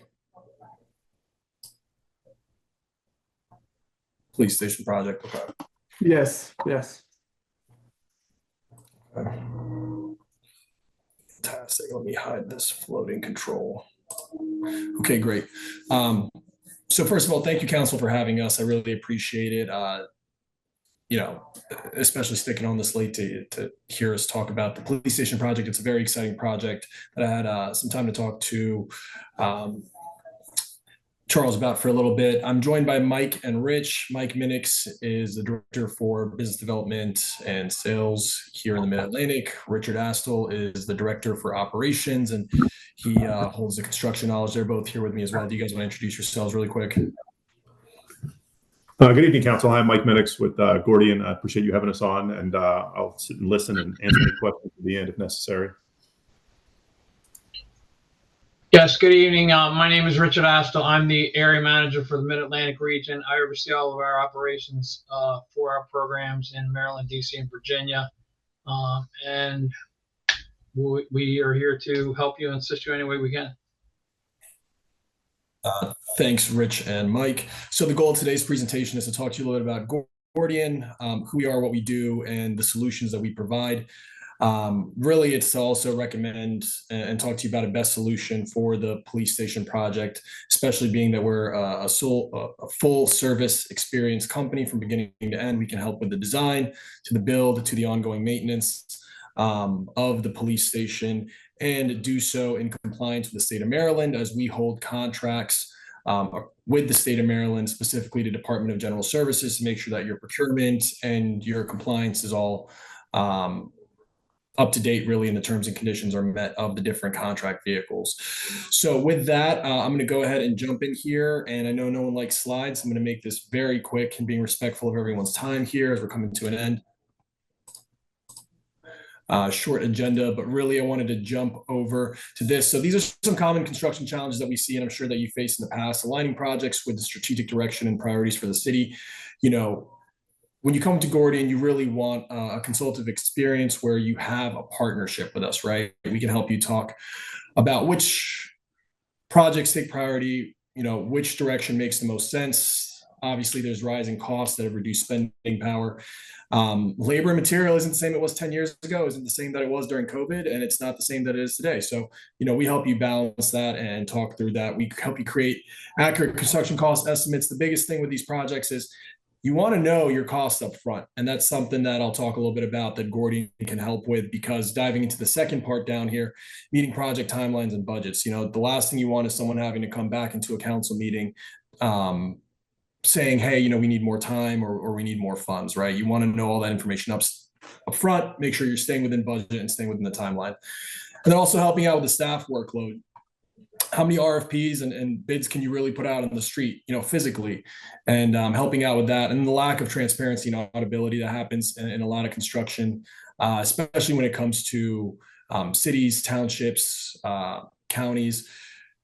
Gordian holds those contracts with the state of Maryland that have been publicly procured in line with guidelines for the state. And that allows you to go ahead and have that auditability. So if someone comes in and asks you why certain materials were used or where certain funds went or how much of this project was WMBE or given to, small business, you have those numbers right in front of you.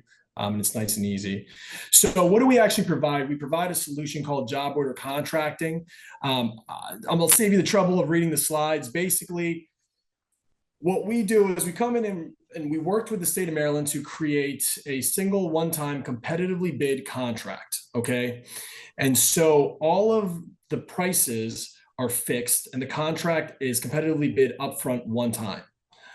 And so what that allows you to do is have contractors who, at the end of the day, are giving you prices where the overhead, the profit, working hours, non-normal working hours, prevailing wage, non-prevailing wage, all of that is already locked in.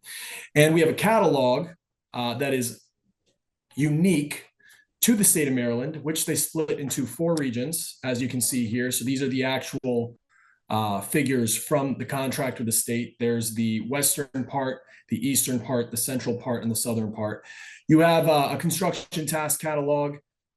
So it's a book about 275,000 line items that are unique to this region 3 with construction materials and all of that in there. And the contractors bid against that. And then that's how it's competitively bid and awarded. So that is the state of Maryland's contract. We also have a contract with Sourcewell. So this is a contract that if you have worked with us in the past, like we've talked about, we administer the Sourcewell contract as well. You have 2 options in the state of Maryland, the state contract or Sourcewell. But jumping forward, what that means is currently, if you had to build the police building, you'd have a design process, right? You got to put the scope, you got to put together the RFP, upload the documents, put it out on the street, get a couple bids, and then you have to do the same thing again for the build, right? And then the same thing again for if you wanted to paint the walls 5 years down the road, you'd have to get all another bid package together and bid it out for some contractor to come in and have to paint the walls. So what we do at Gordian is we've done all that upfront one time, right? So in conjunction with Sourcewell, as well as the state of Maryland, we've created the contract documents, we've conducted the pre-bid meetings, we've done the formal bid openings, we've looked and verified for the lowest responsive bidder, we've collected the bond information, the insurance, we've made sure they're already in good standing with the state and they have a great previous work history, right? And then you can do all of that work, the design, the build, the maintenance, the alterations, whatever it is, off that one contract that already exists with the state. And like I said, I'm going to keep this brief. So the idea here is that you save time, right? And you save money because you know all your costs upfront as it relates to certain projects, right? So even if you had to design it, if you take a look right here, compared to having to put a bid package together and then design it and then put it out on the street, I mean, you wouldn't break ground, for almost a year, if not longer, when it comes to the permitting and all of that. So when you already take care of the procurement up front, you can see the time savings right here.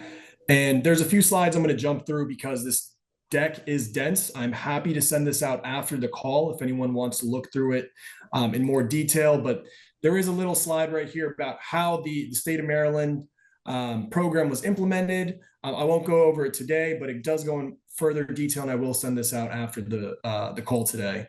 But really the benefits, it simplifies the procurement process, faster response times, improve the quality of work. And the big thing is eliminates negotiations with the pricing. That's a big one that happens a lot. It increases local subcontractor participation and it's fully transparent, right?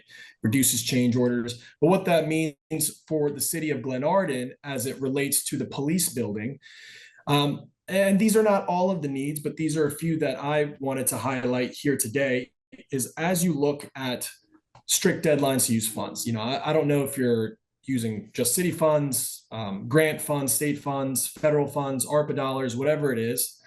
You're on an accelerated timeline. A lot of that stuff has to be encumbered and has to be encumbered in a specific way with certified payroll and Davis Bacon and all of that. And so if you do have any strict deadlines to use certain types of funding, Gordian is already a compliant way to do so.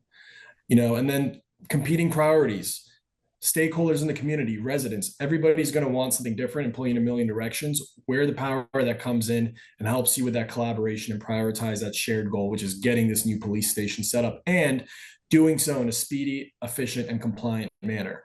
If there's a lengthy procurement process, we've already gone through that with a competitively awarded contract through the state of Maryland. Limited contractor availability, we have a long list. Qualified contractors. If there's a lack of funding, the great thing is that because the price books are set in stone and they're specific to your region, you will know your budget up front. And if you ever need to change anything down the road, you don't have to put together a new bid package and put it on the street. If you want to use a different piece of material for the flooring, you don't have to go all the way back and refigure that out. You can do it within the program. And then managing your long-term plans. I think everyone talks about the design and everyone talks about the build, but no one talks about the ongoing maintenance of a building. 5 years from now, if you want to repaint the walls, 10 years from now, if you want to do something, you have a partner that is still here and a contract vehicle that you can still use.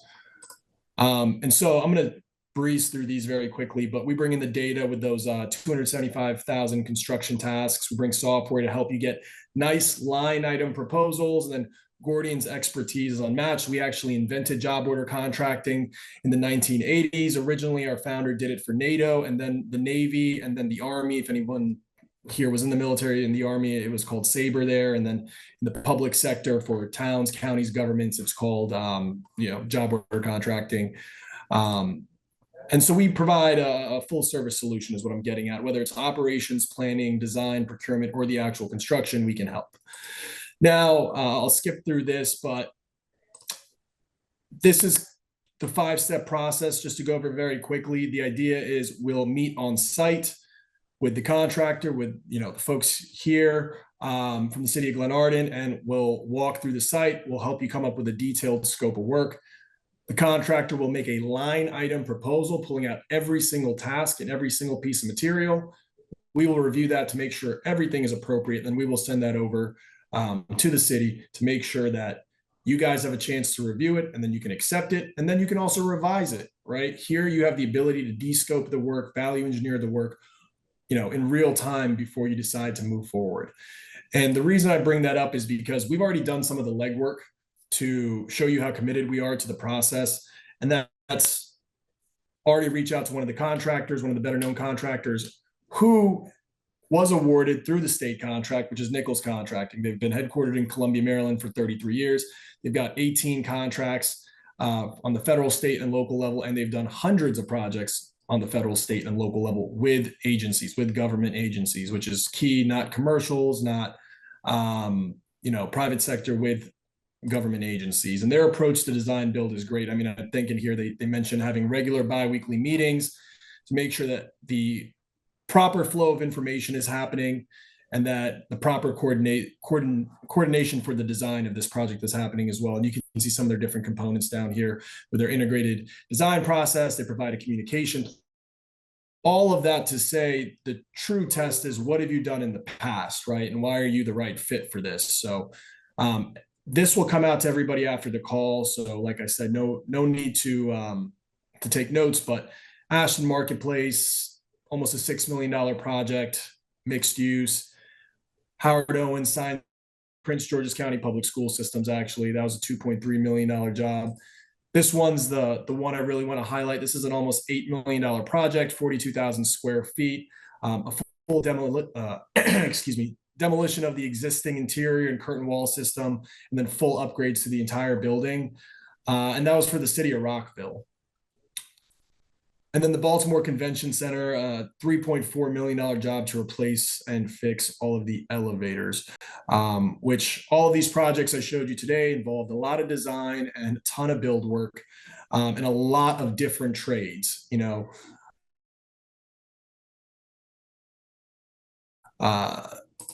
And so what are the recommended steps? Really, the idea is from here, if this is something that you really like to get done, the police building, we'd have a site visit to the land and to the administration building with Nichols, Gordian, and the city of Glenarden. Nichols will develop the best solution and propose it. After that, you guys can revise it. We can talk about it, whatever you'd like to do. But let's say you'd like to move forward. The city of Glenarden can develop a BPO, and then Nichols will partner with a firm on design. And then we follow that 5-step process to issue a project. And that's why I wanted to walk through that earlier. Gordon will review the proposal to make sure it aligns with the city of Glenarden's needs and contract requirements, to make sure that, we make this as seamless for you as possible. And that's really our recommended steps. I do have some other slides on here. Like I said, I have proof points.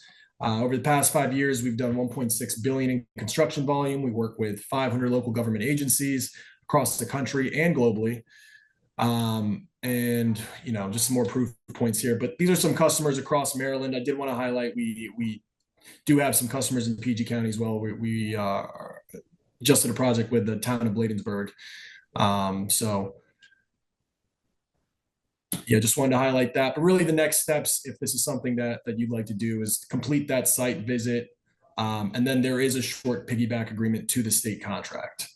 But I'll stop right there and take questions. I know we're kind of at time, so. Thank you, Robin. Are there any questions from council members?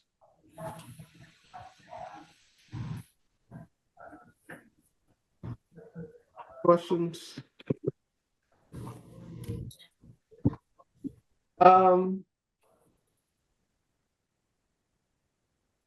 Okay, and you said you'll share this with us. You email it to Charles, I guess. Yes, I can email it to Charles. Okay.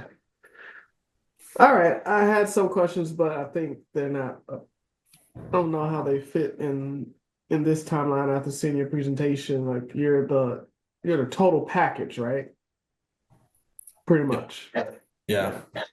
I have a question. How long have you seen like the permitting process be as relates to some of the work that you guys have done in the county? So Rich Astle, who's on the call, can probably talk to a little bit more because he's been at Gordian for about 25 years. And so he's done a lot of projects in PG. I mean, the permitting process depends. Number one, it depends on exactly what kind of work you're doing. It depends on what other utility, anything that's going to be involved. Your utility permits, your building permits, time frame. It also depends on too is how long has what's the workload that the office is dealing with at the time when all of that work goes up. It's not going to increase. It's not going to shorten the time frame of the permit. The permit is the permit. The construction is the construction. It's fast track procurement of identifying a project and then getting the contractor or the ability to use the contract in place and available to where you can go ahead and start working on your project and getting it priced out as soon as possible. Getting the time frames, that generally would happen. The contractor would be letting you know. If it was Nichols, they would be letting you know, okay, this is what we're looking at, time frame of getting permits. There will be a schedule that would be set up and everything. Okay. Yeah, I asked that because one of the frustrations I've had is it just takes so long to get things done. And yeah, especially with, and I will say that in the past, especially in PG County, it does seem to take a little longer. But to be honest with you, Mr. President, it's happening in any jurisdictions that we're working with, in Maryland, DC, and Virginia. It's getting that, having to get all that up front is kind of frustrating because you're ready to go. The contractor's already priced it out. If this was if we have a straightforward project, you mentioned you guys had to talk about sidewalks, you talked about, projects like that. We could come out with a contractor, walk the job. We don't need it. If we don't really need a design, if it's just replacing kind, we could look at that work, come up with a scope of work within a matter of a day or so, have it priced out to you within 2 weeks. If everything looks good, you're issuing a purchase order, the contractor's starting to do work. Okay. Okay. And how about for example, we talked about earlier, we talked about like our gold room and council chambers. About is there any additional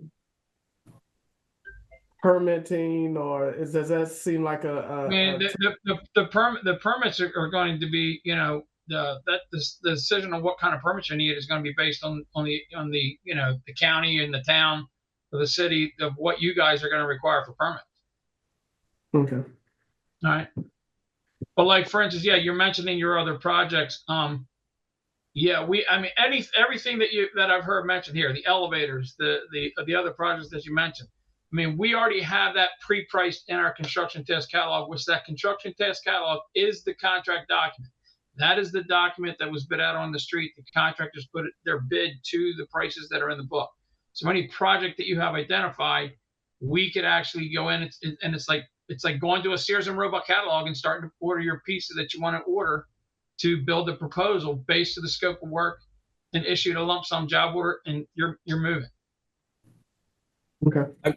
I will say, Council President, in terms of Prince George's County, the contractor who will part of the scope of this project and us doing the full cycle is them giving you a recommendation based on what they think you should do once they come on site. So if permitting is a factor in that, right? Like they could come on site and say, hey, for the piece of land with the new build, this will be the time frame on the permitting. It's going to take you a lot longer. Like, you know, we recommend this. Or same thing with the extension to the admin building. They could come on site and say, hey, between the building permits and getting the gas company permits and the extended water lines and all of that, you know, you'd be better off doing this based on permits being a factor, right? So that's something they will recommend to you if, you know, once they come out on site and take a look at everything as well and kind of see what they'll need and what they won't need. Okay. All right. Thank you. Are there any other questions? Yes, Mr. President. Councilman Harry? Yeah, I just like to ask, we do have a couple of bond bills that we got from the state to go towards building this project. Could your expenses fall under those bond bills? Under one of the bond? Yes. Yes, it's technically state funding, so yes. And then if there's any requirements that you need us to meet, the contractor is already pre-vetted to meet those, whether it's, you know, prevailing wage or you know, certified payroll, whatever that is, they've already been pre-qualified for that. And you're saying in all the contracts are bonded? Yes. Yeah.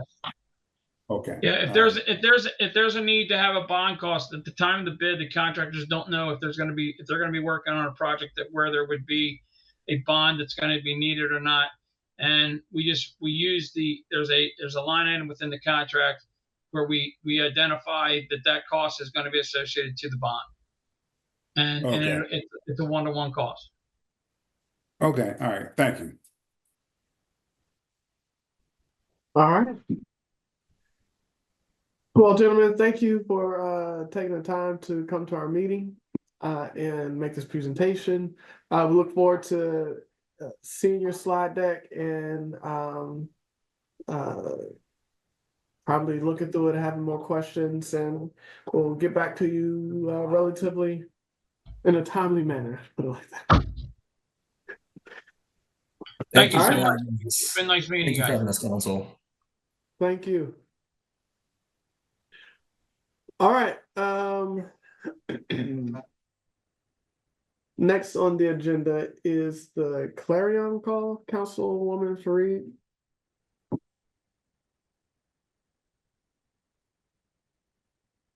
Councilwoman Fareed. Yeah, sorry, I'm just having a hard time with this mute button.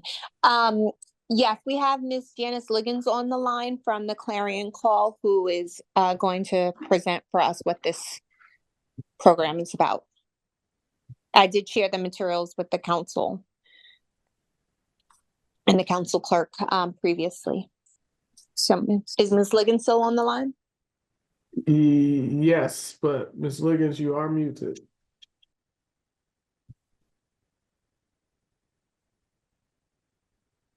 Greetings. Wonderful. Thank you, everyone. And I'd like to share my screen if I might.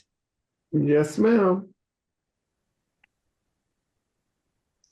So I'm going to start off just by saying that I also have a couple of I'm Janice Liggins, founder of the Clarion Call, which is a nonprofit right here in the county. And our whole mission is to disrupt the school to prison pipeline and empower our children to be able to get through school without having to be caught up in the legal system. One of the ways we do that is through literacy and training children to read. And I'll go a lot more in depth with that. We have with us some of our other members, Kia Braxton, Dr. Margaret Stroman, who is a retired school principal, and I believe also Linda Curry is with us on the call. So I'll start just very briefly going through this slide, just to the reason we focus on the prison pipeline. Most people don't understand what it is or the effects that it might have, but it has devastating effects all throughout our community and has done that over the years. So I will try to step through these pretty quickly.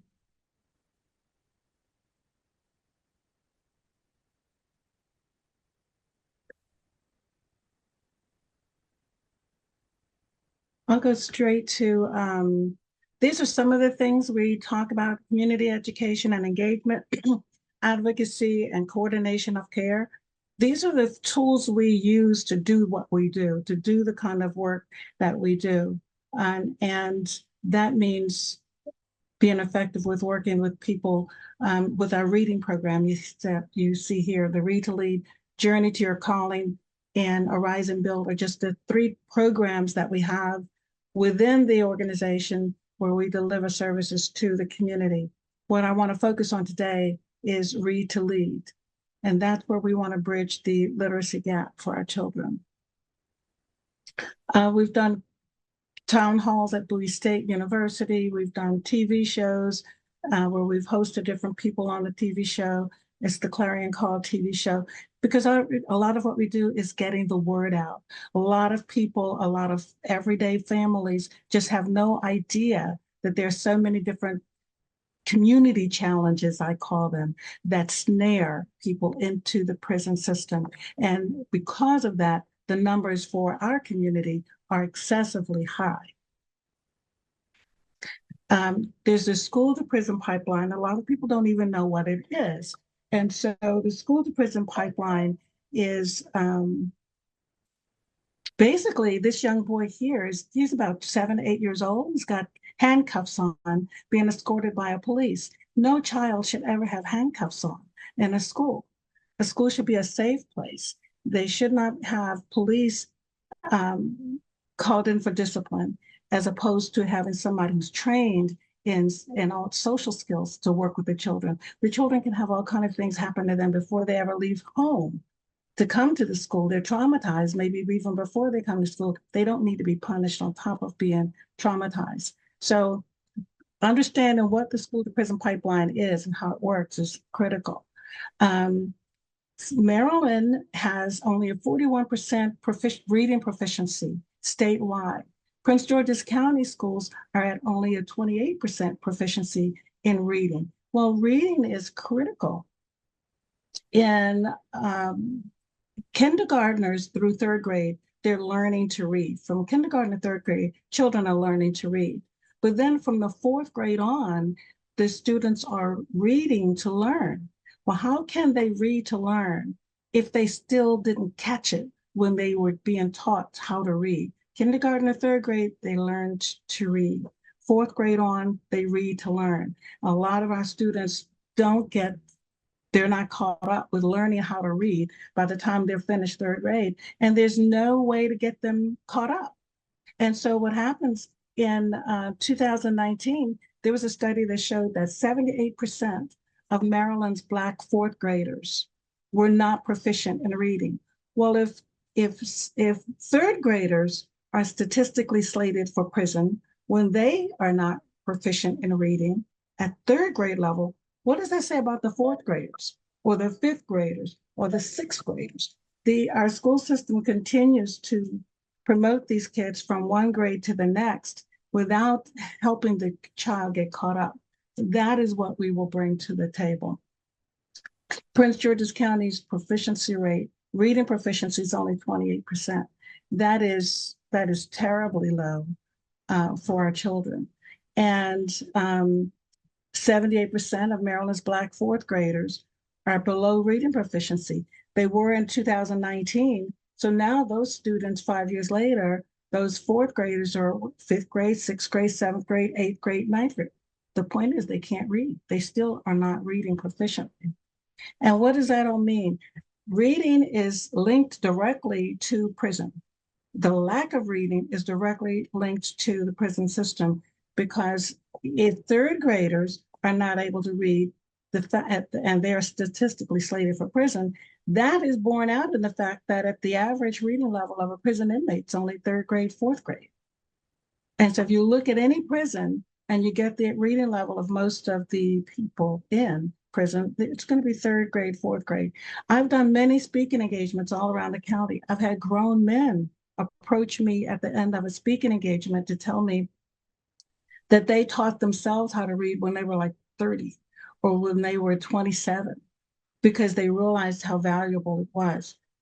So one of the things that we've also noticed, that things like reading, math, behavior, and attendance, all four of those are factors in the student's outcome. Not just if the student misses any two of these, gets a DE average in any two of these, they're going to fail. They're going to fail. And so when students are punished and suspended, do you know a 10-day suspension means that student is automatically going to fail that grade? I call another major challenge is social promotion. When social promotion is when the student is passed to the next grade, whether they have accomplished all of the things that they need to accomplish or not. And in this situation, they're all the way to 12th grade, and they're able to walk across the stage to graduate. But guess what? When they walk across that stage, they're excited because they thought, yay, I finished. Well, yeah, they finished, but they didn't graduate. They get a certificate of completion. Students who finish all of the coursework get diplomas. Well, employers know the difference between a certificate of completion and a diploma.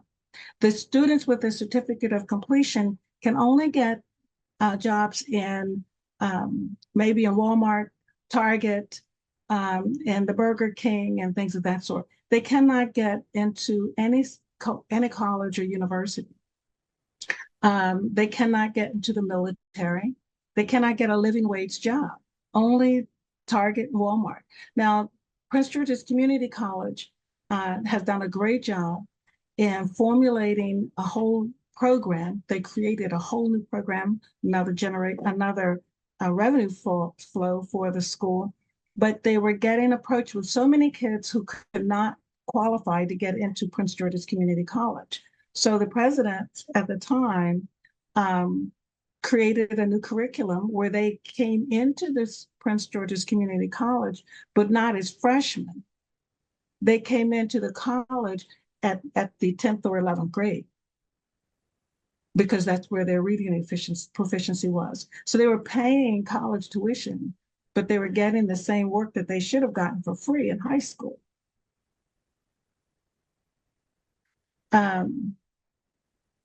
So what did we do about it? Let me go down a little bit.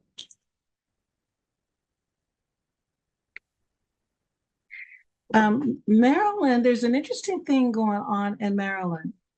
The disparity between incarceration is very unique here in Maryland. What do I mean by that? This bar, the average reading level is this black bar. The average racial, when you look at a prison, there about 32% of the prison population is Black, generally. But some states are have a little bit different story to tell. Okay, so if you look at this, this is California. I'm sorry, this is Georgia. This gray bar here, and then the next one is New Jersey. This one is New Jersey. You can see it's inched up a little bit. This is Mississippi. This is Louisiana. And this is Maryland. Maryland has a higher incarceration rate than any other state, particularly those boys that are 18 to 24-year-old. 18 to 24-year-old Black men are at a much high, Maryland incarcerates more 18 to 24-year-old Black men than any other state in the country.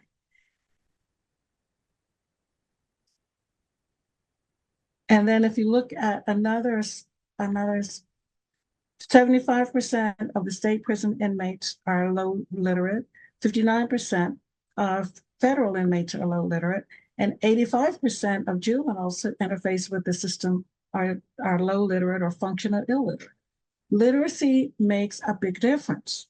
In Maryland, again, 69% of the total number of African-American inmates in the whole state come from Prince George's County. 69% of all African Americans in the Maryland state system come from Prince George's County. Ms. Liggins? Yes. Sorry to interrupt you. And I appreciate your presentation, but you only have about 2 minutes left in your time slot. Okay. So, well, I was going to reiterate how high the incarceration rate is again, but I will jump right to our model. The Clarion Call has developed a reading intervention program where we work with students directly with teaching them how to read, coaching them through reading. We've had fifth graders, for example, come to us who were reading at second grade level. Those fifth graders were reading at second grade level when they came to us. And we got those fifth graders from a second grade reading level to a sixth grade reading level, and for one, a seventh grade reading level in 6 months. So that means these fifth graders were reading at second grade level. They were going to fail anything the teacher gave them because they were reading at second grade level. And we have a reading intervention where instead of allowing the child to get socially promoted from one grade to the other, we come in as an intervention and we meet them where they are. Whatever level they are on, that's where we start working with them one-on-one and coach them through till we get them up to the current reading level or even above what they should be. We've done that several times with students, and we call it our Read to Lead learning model.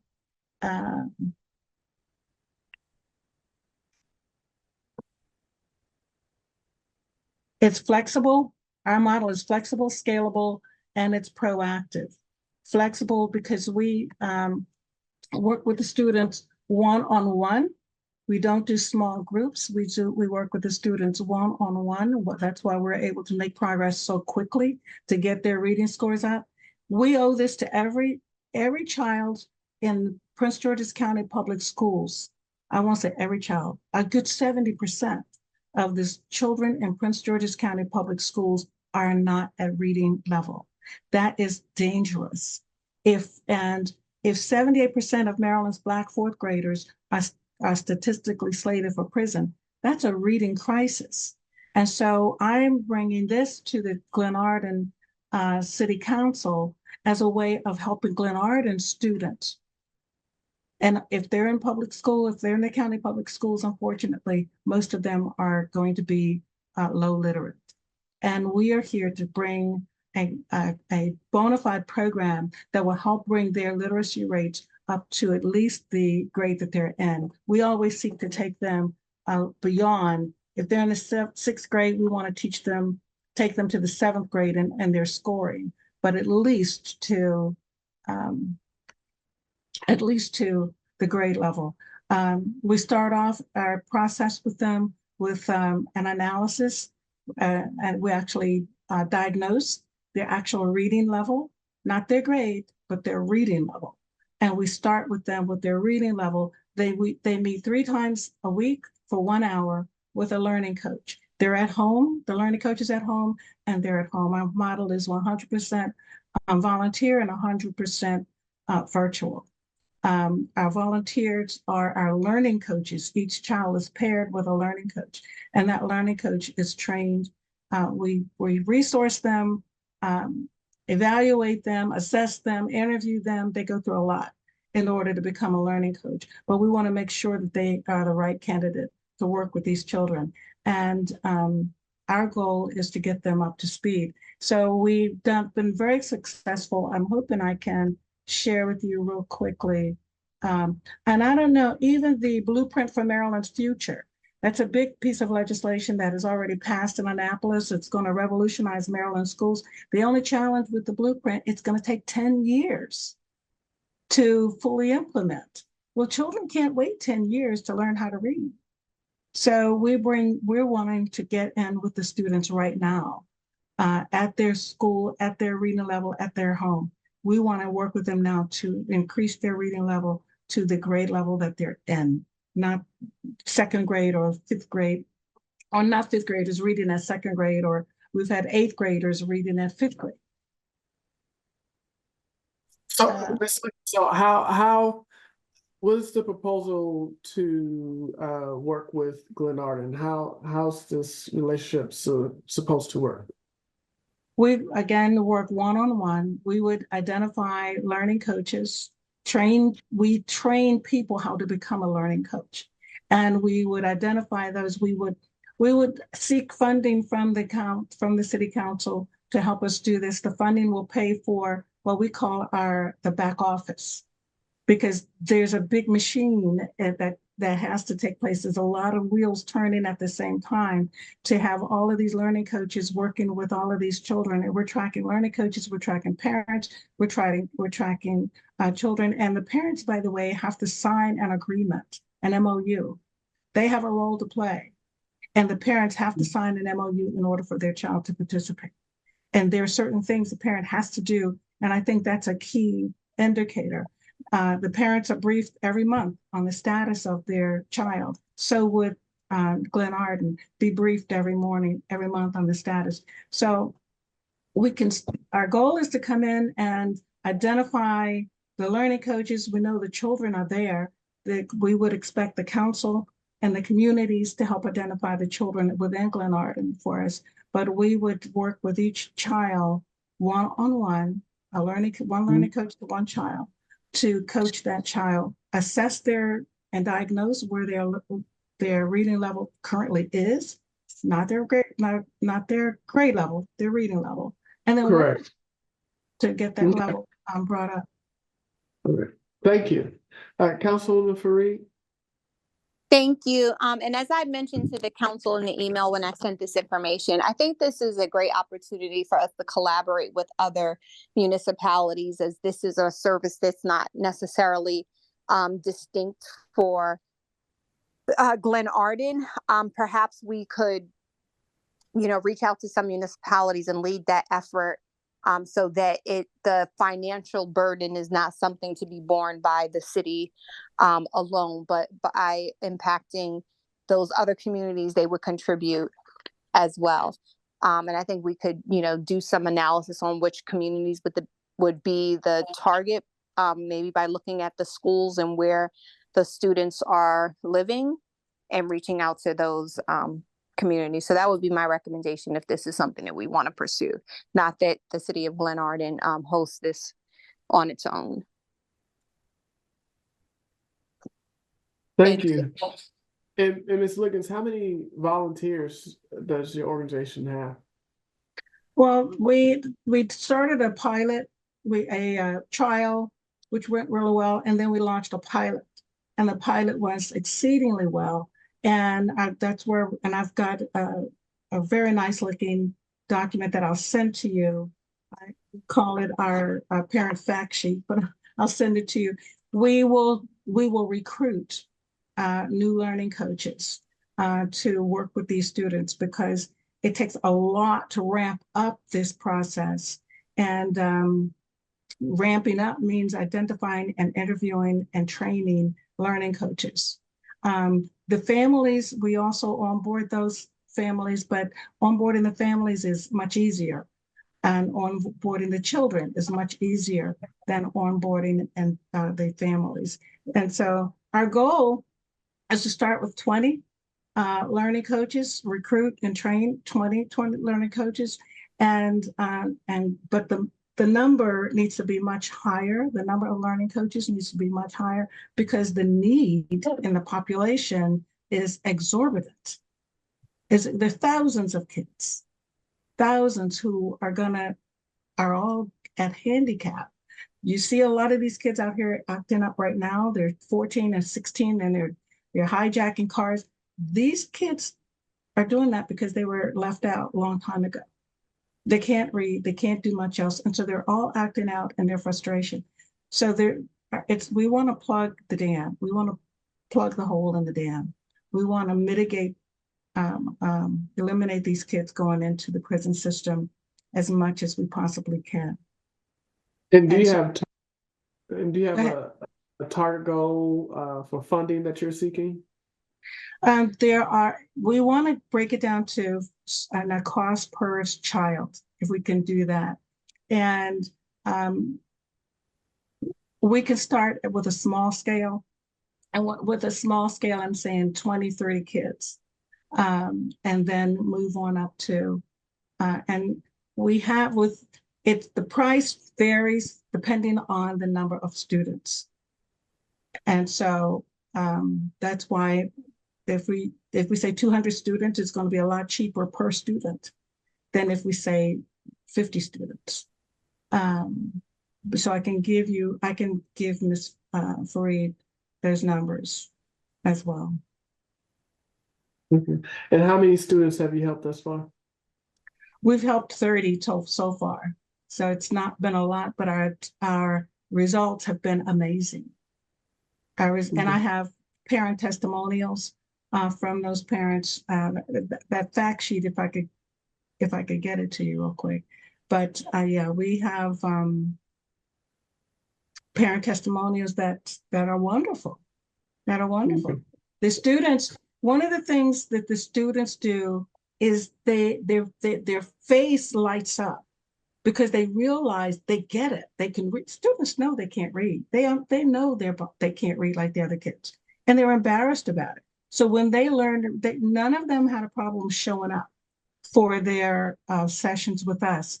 And when they did show up and they did learn, you could see the confidence come back in their face. One of the main words that parents used when they were talking about their child is confidence. They were so excited to see their child's newfound confidence. And the parents were delighted, and the learning coaches were actually fulfilled because the learning coaches get pleasure out of investing in the life of one of these children. They realize what they're doing is helping one of these children avert a future possibility of going to prison. It's tremendously reducing the likelihood of these kids going to prison. So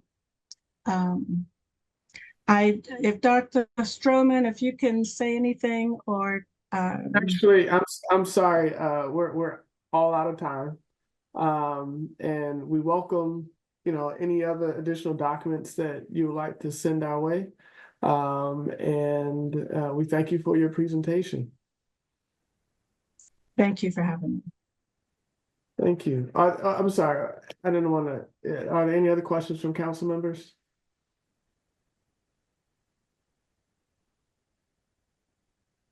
Thank you, Ms. Wiggins. And I appreciate the work that you're doing to help our kids and our youth get to the reading level and stopping the school to prison pipeline. Thank you. All right. Next item is 7th Street Park update. Mr. Simpson. Good evening. Just wanted to give a brief update. We are nearing completion for the 7th Street Park. We are actually the fencing going around the perimeter. If you had an opportunity to go and visit that location, we have a solution for the fencing that playground specialist, will be beginning on Thursday and completing on Friday. And then the flooring will also be poured, I should say installed and then poured and sealed with a completion date of October 24th, 25th. At the latest, and I believe we have a tentative date. Councilwoman Fareed has mentioned possibly for the 26th for the opening or grand opening. I believe we've already also posted that as well. And then just wanted to share an update with the 7th Street Park. Okay. Well, thank you. Any questions? Councilwoman Fareed? Yes, I just want to make sure that we've confirmed that date. I know that Councilwoman Guillaume and I said that would work for us, but we really need to communicate that, especially to our elected officials, as I've mentioned before, that we want to have them there as well as obviously our council being able to plan for that. And I think as of now, there's a conflict with Shred Day on October 26th. So if that is the case, we're going to need to move it back.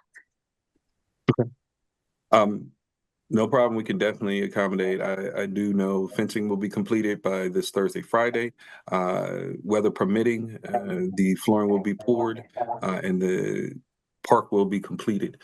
And we'll begin on finishing up just some small landscaping things around there, but the park will be ready and open, weather and permitting, by the 24th at the latest. Okay.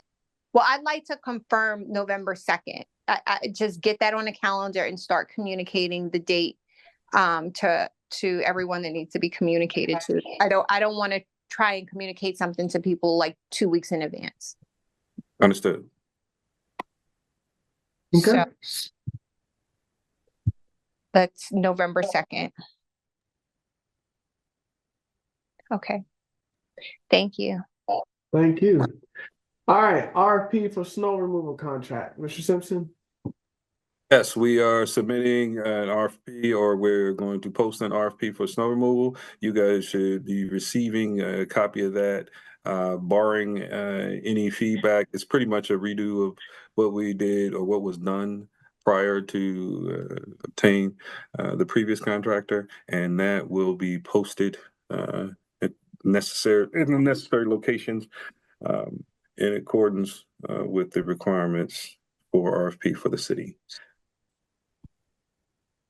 Okay. Thank you. Gold Room. Mr. President, I do have a question for Mrs. Go ahead, Councilman Harry. Didn't we have a contract with a snow company already, a snowplow company already?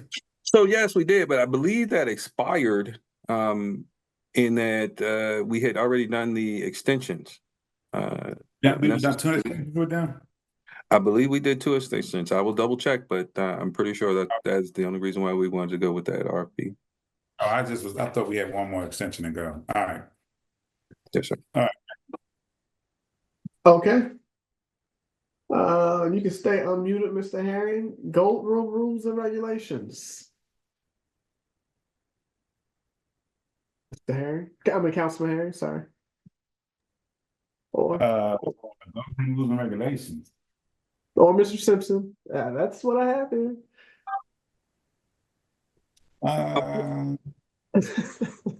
Yeah, go ahead, Mr. Simpson. I think I'd like to make sure we resend out part of that. Council Clerk, we were working on Gold Room rules and regulations. Want to make sure we get that revisited for a future meeting or a separate meeting. I know that we are booking fast in the Gold Room, but I do believe it would require the council's attention to make sure we finalize things relative to waiver, food requirements, all those different things. I don't believe we've come to a final conclusion. I do remember some determination of where we were going with it, but I don't think we finalized any of that. I just wanted to be a topic of discussion. I don't know if that's just something that we can do general consensus with sending it out and all that information out to the council, or should we have a separate meeting for it? I do know the Go Room staff and personnel, some of the pricing as well.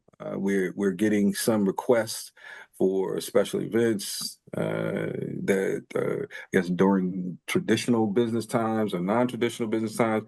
I know we need to have some clear direction on what we're going to do with the Gold Room as it relates to its rules and regulations and its pricing. So I think the council's all in agreement. I think there was one hiccup with the waiver. I think that's been rectified when we brought it back. I think the wrong document was presented that did not address the council's concerns with the waiver. And I think that was an accident, and which was explained. And so we just need to bring back that resolution that we've already looked at, we've already gone through. The only hiccup was the waiver, but I think there's we already agreed on that. We just need to actually conclude it by passing the resolution. Is there anything else we have from council members, or if I got that wrong? Yeah, Mr. President. Yes, Councilman Harry. There were some things that were not included in the original one that was brought back, and that's what we were trying to recreate. Mr. Simpson and the previous clerk and I was sitting down trying to recreate what we had, and because there was some stuff that was taken out. It was a whole line in it that basically said you can bring in, outside food as long as you sign a waiver. I mean, it was some other stuff in there, and that's what we were trying to look at. Now I remember, that's why I wanted this on the topic of discussion with Mr. Simpson, is that, yeah, we got to recreate that because it was like 10 items that were addressed, that were changed, that went back to what it was previously. And we have to get that, we got to try to recreate that. So, I mean, and that's what we've been trying to do, because there's a lot of things that the council agreed to, and the waiver and the food being one, and some other items that were, that we had spoke on. So do we need a separate meeting? I mean, if I can get with Mr. Simpson and we can pull it together and we can get it back to where it was and we can send it to the council to review, and we just highlight what we changed, we may not need another meeting. It's just a matter of getting back to, I mean, I can't remember all the items. I can remember some of them because when I read through it, it still had the caterer whole section, the whole caterer section in it.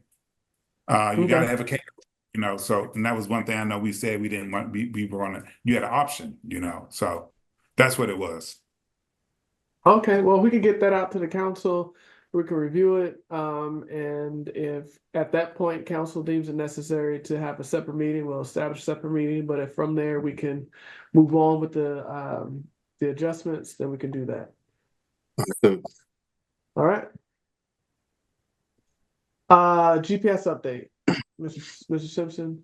Yes, so GPS, this has been an ordeal to say the least, particularly with the PD vehicles. I am working with Prince George's County Fleet Management, Miss LP Monroe, in her department. We realized that placing anything in the OBD ports of the police vehicles are very problematic because of all of the wiring and some of the upfitting.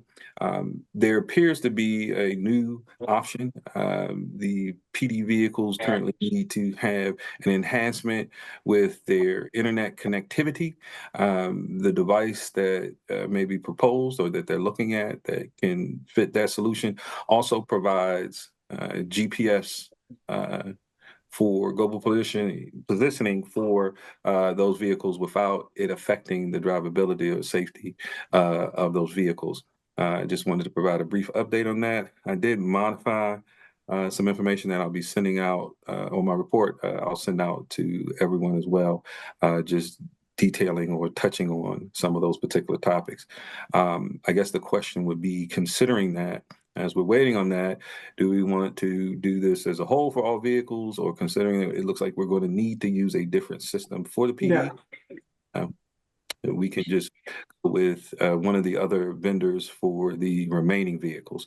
So just wanted council direction relative to that as well, and give an update. Thank you. I strongly propose that we move forward with the GPS for all non-police vehicles. I think takedown is the chief told us this was not going to work, and we tried it. It failed as anticipated, and they're already tracking systems in the police cars. I just think that to be frank, it was just an overzealous former city manager trying to force something, trying to that just is just not happening. Now, full transparency, I did talk to Charles about this when I was in office the last time. If the council does decide that they want to proceed, that the body wants to proceed with GPSs on the police cars, I strongly encourage us to wait till the county has their process fully vetted, fully done, and that they have implemented it for a few months before we start to try to, you know, piggyback and follow their process. But just right now, I think it's a waste of time. But that's my opinion. Anyone else? Yes, Mr. President. Councilman Harry? Yeah, so Mr. Simpson, so we do have 11 cars that have the current GPS on it, correct? No, the devices are not out so that we didn't incur any expenses whatsoever with the initial attempt. There are no devices. There were, but it was removed. So hold on, whoa. So the ones that were working were removed. The few that were Now, working. ask you a question. The ones that were working Yes. and on whose authority? Because if they're working, why would you remove them? Well, see, you know, Mr. Simpson, let me just say this, Mr. Simpson, because I'm having a real big problem with all of this. I really am having a big problem with this because Mr. President, I have the floor. I don't need you to interrupt me when I'm trying to have a conversation. No. I'm sorry, Mr. Harry. I'm not trying to interrupt you because you asked Mr. Simpson a question and he was trying to answer the question and you didn't allow. I don't have any problem with where you're going. Removed. That's all. He answered my question. They were removed. And I have a big problem with that because again, who is running the city of Glenarden? We asked that they be put on there and 11 were working fine. If there was some that weren't working, okay, you look at that situation and you address that situation. So I'm just trying to ask this question. Again, we put $2 million into the police budget. We have equipment all over the place. We have a right to know where our vehicles are. It isn't being overzealous. It's about being responsible for the property that we purchased with our money. We just bought, 4 new police cars at over $100,000 or more? So we had cars that were set up with GPS and we took them all off because they don't want them on it. And there's these side conversations, these backdoor conversations being had on this situation. And I think it's all a game. I think it's all a hoax. I think everybody's playing these little shell games to keep it from happening. My thing is this: why is this such an issue for this city to know where our property is going? $2 million is that budget. That's the biggest budget in the city of Glenarden.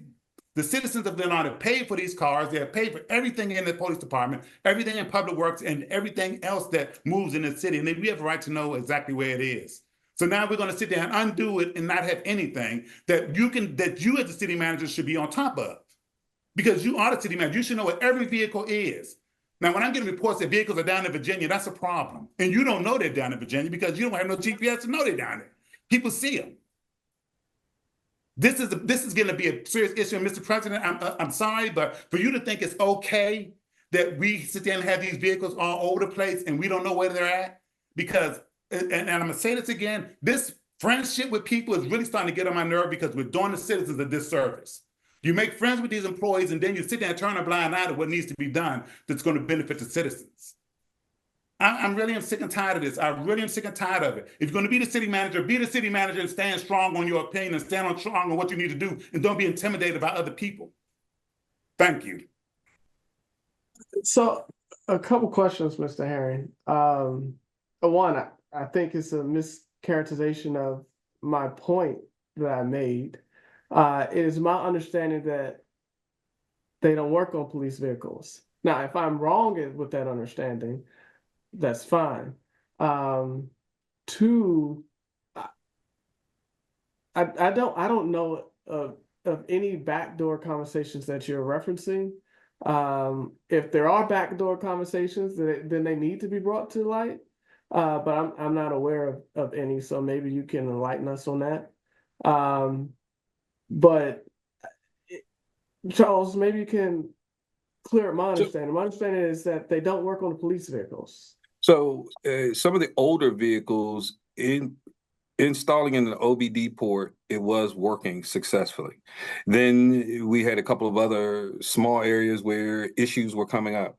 The decision then, and that's why I sent I think back then, and I can pull up some of that information to say, hey, this is a particular issue, and there's no way to guarantee whether or not installing into the OBD ports are affecting the drivability or the safe ability to drive the police vehicles. In every, I should say, in about, I don't know if it was 10, Councilman Herring, I think it may have been about 7. And then, of course, all of the non-police vehicles, they were working fine. So in the public works vehicles, they were working fine. In the code vehicles, they appeared to be working fine. And of course, we had one that was connected to the bus. For whatever reason, the upfitting was causing an issue with some of the other newer police vehicles. And I can get some of that documented. I don't believe it was 11 other PD vehicles. It was probably about 3 or 4. Then that's when we reached out to the county to talk to them about, well, what's going on. And they were experiencing similar issues. For whatever reason, the geotab in that particular device, when we were told it was not communicating to the vehicles, it was actually communicating with the vehicles, causing error modes, causing steering operations. It was then shared with council, I believe, with you, President Ferguson. I think initially when we went back and all the issues that were going on, and it was said, hey, this isn't safe. We don't want to risk it. And that's why we pulled it. Making sure we also didn't incur any cost associated with AT&T, and especially a device that we felt that we potentially didn't know was going to work out for the vehicles moving forward, or definitely didn't want to compromise the safety. That's when we immediately went into discussions, some meetings to find out a solution, particularly for PD vehicles. And that's where we have been since. Thank you. And when you say you went into discussion meetings with who? With different vendors, and particularly with the county. Miss Lydia P. Monroe, who was the division manager for fleet management, who is the fleet garage manager, the boss of Sean Carter, as well as Steve Graham, who we take all of our vehicles to for maintenance and service, had recommended that we go a different option for the safety purposes of particularly the PD vehicles. Thank you. And so, thank you for confirming what I understand it to be, because I'm not in these private conversations. I've never been in these private conversations outside of originally being alerted that it could compromise the safety of officers, which the whole council was made aware of, which we had previously talked about. So then my opinion stays the same. Like I'm not going to jeopardize the safety of officers just to force a GPS system down their throats. I get it. If we want it, I and myself, is my opinion. I don't have the authority to say it's going to happen, it's not going to happen, but I do have the right to voice my opinion. My opinion is that the safety of the officers come first. I frankly don't care if we can monitor it through their computer or the GPS system. I don't see a problem with the GPS system. I do see a problem with the GPS system jeopardizing the safety of our officers because it's not compatible with their particular cars. And I'm willing to be patient and communicate with the county who's having this exact same issues. The exact same issues. I'm willing to be patient to see and work with them to see how they're navigating these issues, and then actually let them go first. If they've figured out the solution, then great. Then let's see if their solution works and is steady, and then follow up on that. Because I do believe we've passed a resolution that all cars have to be on a GPS system, and I'm 100% on board with that. But doing it the right way and not at the expense of safety of actual human beings. So that's my stance on it. Councilwoman Fareed? I guess my question is, what issue are we trying to solve by having the GPS? It sounds like from the conversation that there's concern around where the police cars are being taken. And I would actually agree with that. I know I've raised this several times about seeing Glenarden police cars in places far from Glenarden. And I don't agree that the police officers should be taking their cars home. In most of our cases where we have emergencies, Prince George's County is also coming to those crime scenes. So I don't believe that the police cars need to be taken home. I think it would be better if they remain, as particularly for the wear and tear. We do replace these cars quite often at a significant cost to the city. But I don't know if I'm missing another reason why we would want to have GPS and tracking for these police vehicles other than, you know, making sure we know where our assets are. I would have assumed I assume that that was the case. I think the resolution passed 7-7 unanimously. And that was Councilman Freed, that was my understanding of just safeguarding our asset. But I'll let anybody else chime in if there's a different. So no, that's what I understood too. And so I mean, I think that we can safeguard the asset in ways other than the GPS, because of the potential, you know, risk that there is with the GPS tracker, just by not allowing officers to take the cars home. If they're on duty in the city of Glenarden, that's, you know, one thing, but I don't know. It's the argument that has been put forth for why officers should take the vehicles home is not compelling enough for me personally. Okay. Councilman Herring, I see your, yep. Yes. Let me just say this again. Mr. Simpson, you told me that 11 cars were working fine with that GPS system? Sir, they were working, yes. Working fine with the GPS system, correct? Correct. Older ones, okay, so that's what I'm saying. Okay, you got 11 that's working fine. Yeah, you may have an issue with the other ones, but you took it out of all of them instead of waiting to see what the issue is with what you could fix with the other ones. At least you would have had half of them already. And see, my problem is this: is that if they would, they never wanted them in there in the first place. And again, I have a problem with somebody sitting there who's, instead of moving forward with it, and there wasn't no thing with Bev or anything else. I wanted it because I think we need to be. I'm looking at this budget for the police department: grow, and grow. And these are assets that we have, and we're paying for all these new cars, and we need to know where they are. It's to protect our assets, and it also lowers our insurance rate. So now you got to go back to legit and tell them we took off all the GPS, so they got to adjust our rates. Because the rates were going to go lower because we had the GPS on. See, and that's what I'm talking about. I don't have time for games. I really don't. I don't have time for people who's going to sit there and bow down to other people because I don't know if they're afraid of them or what. And I'm damn sure not going to sit there and be, you know, buddy with somebody and turn a blind eye to what the citizens, the citizens, my responsibility to the citizens in this community. We spend lots of money on this department. We spend lots of money in the city on everything. And we have a right as a council member to know when and where these items are. I guarantee you there's probably not even an inventory list on all of these cars. There's the appreciation schedule is put forth for in the accounting software. I mean, we don't know anything about this. We don't even know when there's a crime happening in the city. Hell, something happened on Wednesday. I didn't hear about it till Friday, and I got that on Instagram. You know, this is really getting frustrating. It really is getting frustrating. And it really bothers me because we were elected as citizens to represent the citizens and not personal friends that are employees in the city of Glenarden.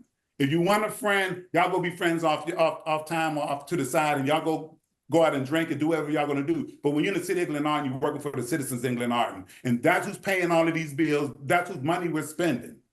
And then don't nobody come and say ARPA money, because I pay federal taxes every day. So that's my money too. And that's everybody else's money.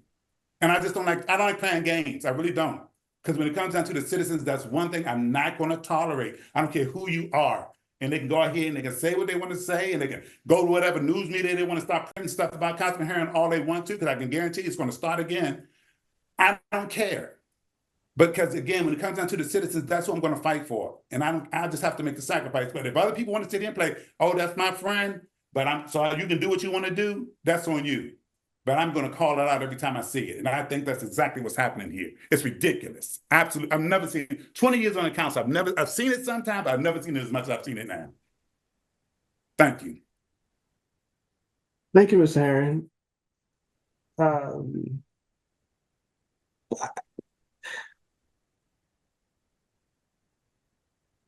I don't even know where we're going. I don't even know what Mr. Herring's talking about, but I mean, you said there are 11 cars that are working? So at the time, there were definitely 11 cars that were working, and it was a mix of the police vehicles as well as, again, the city vehicles. I just want to note that I am definitely for GPSs. I'm familiar with that. At the other municipality, it was an expectation that I would suggest and recommend.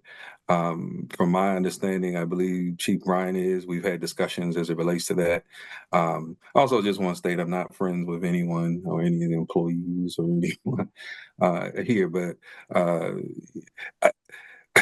we had no idea for me personally, this is the first time I've ever experienced an issue with plugging into the OBD ports of the vehicles. And I understand this is a relatively new situation with some of the newer technology. And it possibly could have been the geotab devices specifically. It's since been recommended that not to plug into the OBD ports, particularly with the police vehicles because of the outfitting. But I will work diligently to try to come up with the necessary solutions and follow the will of the council accordingly.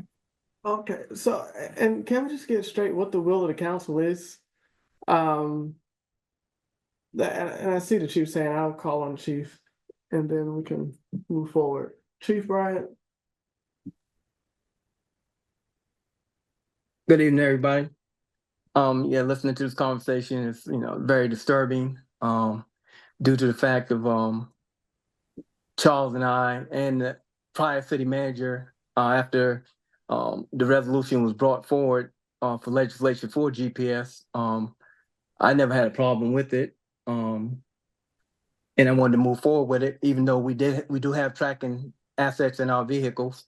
But safety comes first. And, like we spoke with Charles, and just for clarification, he didn't mention the fact that the vehicles that the device was placed in caused two of the vehicles to malfunction badly. And then the other vehicles had problems with the dashboards and so forth. So it was safety of the officers. This new system they're trying to implement is a much better system, and we're trying to move forward with that. So I don't know where there's conversations come from about not having GPS in the vehicles, because the resolution was signed by 7 council members. So I know we need to abide by what the council put forward. So we need to get the GPS, but of course we need to do it wisely and not at the risk of risking officers' safety and so forth. So Charles was working. We had a meeting with the vendors in reference to the new system, and we're trying to get it in place. As soon as we get it in place, we get the GPS on all the vehicles and move it forward.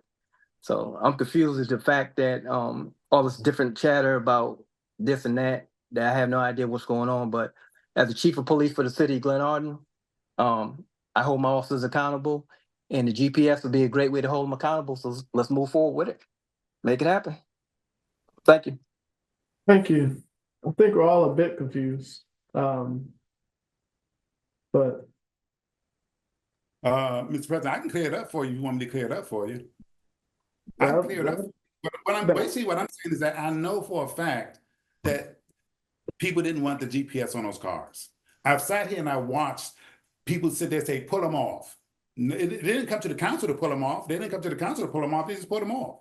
So where was that conversation? Hey, right now, you just said you had a conversation with somebody. Chief just said he had a conversation with somebody. I sponsored the damn legislation, and I don't even know what's going on. So that's what I'm talking about. Let me clear that up for you.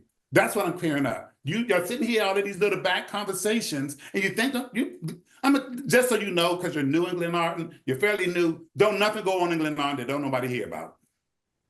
I'm just telling you that right now. All these little conversations are being held, and I know about it. I know what's going on. I know what's being said. So it isn't like I don't know. I'm not. Y'all want people to sit here and think I'm crazy. I know exactly. I knew the GPS were coming off.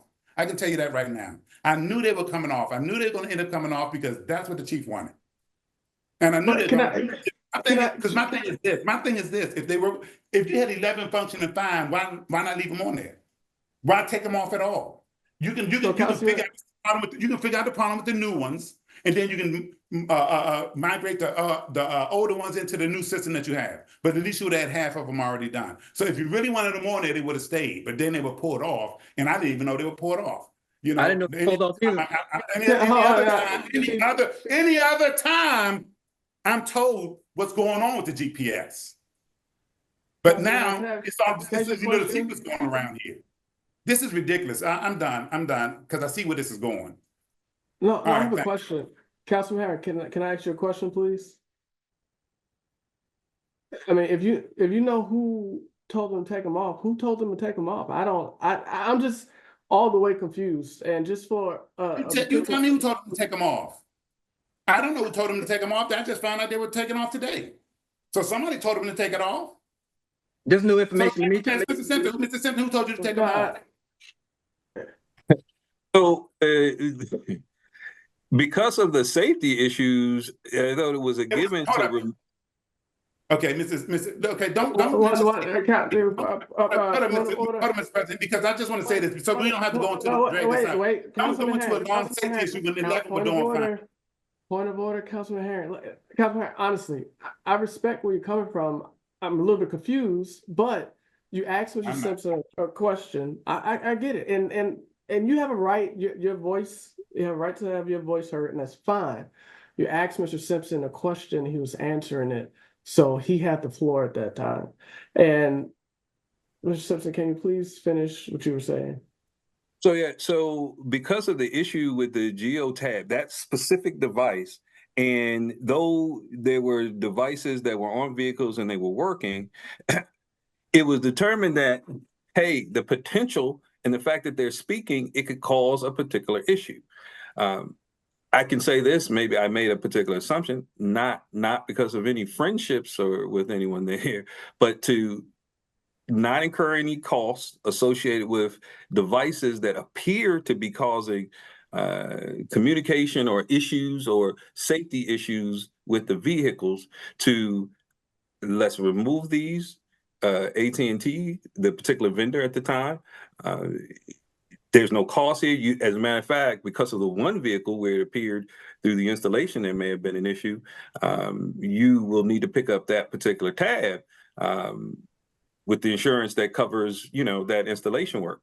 I thought it was a reasonable and smart thing to do from a safety standpoint to remove those remove those devices. I do believe it was communicated, and I do apologize if it appeared that it wasn't. But I thought I made it very clear that we were looking for a new solution because the devices were not considered safe, though they were working in a few of those particular vehicles. We didn't want to go that route. To not incur that particular cost and find an overall solution for all of the vehicles, so that we can follow the resolution, and which I do agree with, have GPS devices on all city properties, city vehicles. All right, Councilman Herring, did you have any follow-up? Yeah, I do have a follow-up because I really don't like people blowing smoke. Because again, if 11 were working fine and there was no issue, then you should have left those as they were. I'm not saying that the new cars, if there's an issue with it, no, I don't want nothing put on there that's going to jeopardize somebody's safety. So I didn't even mention those because you say y'all had a workaround, y'all were fixing it. That's what you told me. We're going to do a workaround. But the ones that were working fine, all the vehicles that were working fine, should have stayed as is until you got the workaround on those, and then you want to migrate those other ones to that, then that's what you would have did. Because again, now, like I said, I don't have time for games. I really don't. Life is too short to be sitting here playing games. And y'all think I don't remember what you say. and you don't think I remember what I see, y'all think I don't know what I see, and you definitely don't think I know what y'all don't think I know what I hear. I mean, it's broad as day. So you know what? That's it. That's it. I'm done with this. I mean, again, I'm done with this. Okay. Let's get into the next issue. All right. Thank you, sir. Councilman Harrison, I saw your hand up.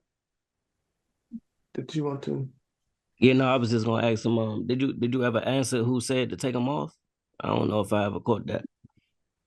So no, I didn't. I thought the smartest thing to do was to remove them, to not incur any particular costs, because it didn't appear that these devices were going to be viable. So no, there was no permission granted, and that had been off quite some time ago.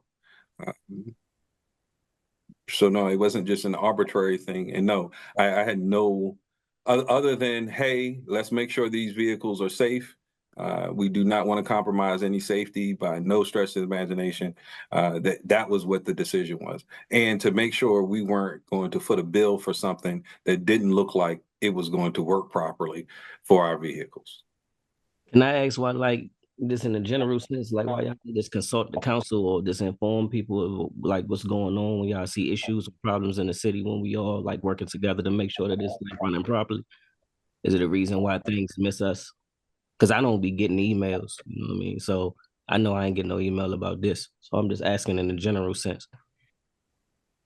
It definitely isn't something that is intentional. I think maybe we'll definitely work better to make sure everyone is included in the communication relative to that. I think there was some assumptions that were made from that standpoint, but we'll improve that to ensure that doesn't happen moving forward. Appreciate it. And just for clarity, the only thing that was submitted to Vice President Ferguson and I was shared with the council, and that was when that car, I think it was a couple police cars, just shut off or something like that. It happened a while ago. So there hasn't been any involvement from any council member, as far as I understand, since that time. And all information that Vice President Ferguson and I received has been shared with the council. Yeah,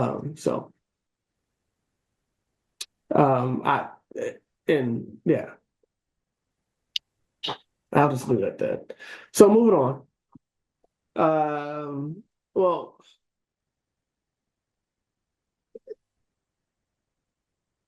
Councilmember Herring, I don't know what investigations you want to talk about, but before we get into that, is that more appropriate for a closed session? No, because I've already tried it in the closed session. I'm not going to be dispelling anything. I'm just going to put out there what I'm looking at. Again, it's about the situation with an employee who had information sent to an employer or sent to an agency that caused her to lose her job. And I think we need to find out paperwork in the city of Glenarden that was held by the city of Glenarden was sent to an agency that caused her to lose her job. And I want to know who sent it and why they sent that out there, especially when there's an email from the previous city manager telling the people not to send that out to this agency, and they did it anyway. And I want to know who did it. You know, and now I'm hearing that, they're trying to lay it on here's something about the previous city manager had something to do with it. The previous city manager wasn't even here when the information was sent up to this agency. And I think we need to find out who did it. It isn't right. It isn't fair. This person is a single parent. She now has no job, no income, because somebody in that building, in City Hall, in the city of Glenarden, in that building, sent that paperwork up to an agency that they should not have sent it up to. And it needs to be looked into. I got a lot of information already, and I really already know who did it. Basically, I know who did it. But I'm just saying that we need to look into that, and it needs to be dealt with. It seems like I'm not understanding, and I'm going to tell you this again. This friendship stuff, when it comes down to people's livelihood, is really starting to tick me off. It really is starting to tick me off, because I brought this situation up in a closed meeting, and I gave you all the details, and nothing was done. So now I think we need to find out who did what, and then we can go into closed session and see how we're going to address it. You know, but then again, like I say, when you got people who are friends with this person and friends with that person, people can do what they want, obviously, in the city of Glenarden, as long as you're a friend with a council member, and they'll turn a blind eye to what's going on. Because there's no reason why this should not have been looked at immediately. And this woman sitting here raising a son and now has no job because of the actions that were taken from in this building by somebody in this building, sent something up to an agency. And we sit here and don't say nothing and think it's okay. An African-American woman trying to raise a child. And it's like, yeah, I don't care. And then and if it's somebody that you like, you're gonna make an excuse for it. I guarantee you, they're gonna make an excuse for it. It needs to be looked into, but I've already started looking into it. I've got some information on this situation, and we're gonna have to discuss this again, probably in closed session, because this makes absolutely no sense that there's no repercussions on the persons that did this. Can I ask a question really quickly, Ms. Harry? Are you proposing a particular investigation? I mean, what is the investigation? What are you To proposing? investigate how a certain document left the city of Glenarden and got to an agency. You say, That's I'm what sorry, you broke up. I'm sorry, say that again. Oh, I said it's investigating how a certain document left the city of Glenarden, which should have been privileged information it should not have, when people were instructed not to send it. How did it get to this agency? And I know it's at the agency. Like, and so that's my How it got there. and that's I think that's my question. Like, so who's going to conduct the investigation? How are we going to conduct this? I've already started looking into it. You know, I got some information already. Okay. You know, I mean, it isn't like, I mean, I'm not going to get it. And if the push comes to shove, and the way it's going, it's really deeper than it's really it's a sad situation at the level that it's at now. From what I'm being, what I'm hearing. I have two council members who want to chime in. Councilwoman Jones. President Curtis. And speaking of this situation, regardless of whether somebody sent anything from the city of Glenarden or not, that's neither here nor there. Until we get the facts and the proof of that being done, then we'll know. But even once the person, the employee, goes back to the state of Maryland to go to retraining and recertification, they're going to find out that information anyway. So we cannot sit here and say that it's the city of Glenarden's fault because this person does not have employment. If there any truth to that, then we should have been taken to task for that. You know, where's her attorney or anybody that can say that the city of Glenarden had some wrongdoing in this? So, like I said, once it goes back up to the state of Maryland, they're going to go back and redo all of the same background testing, everything that we did that was done in the city of Glenarden. And if they find the same thing, it's still going to be the same results. So stop blaming the city of Glenarden for something that happened that in the end, they're going to, the state of Maryland is going to go back and redo all of that stuff. And then the truth will come out. Thank you, Council President. Mr. President, may I? Wait, before we go on, No. Wait, Councilwoman Fareed.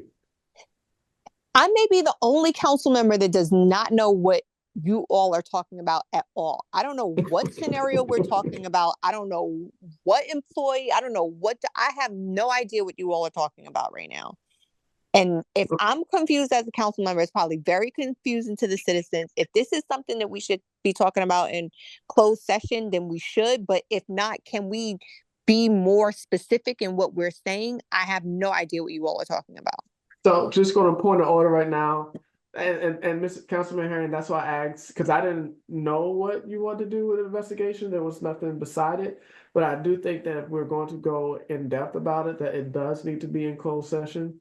As I know what you're talking about, Councilman Herring, but I just don't want to put people's business out there.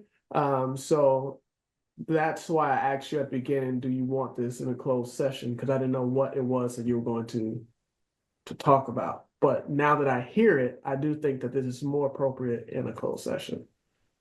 Mr. President, I'm not using any names. I'm talking about the actions that happened. because it shouldn't. That's the problem. I brought it, Mr. President, hold up. I brought it up in closed session, and everybody sat silent on that. I brought it up in exactly what happened, and nobody said a thing. And I'm just like, okay, so now now I think we need to investigate it. We need to find out what's going on and who sent that document up there. Now, unfortunately, you do have a council member that sits there and defends that, because again, no, somebody losing a job is not neither here nor there.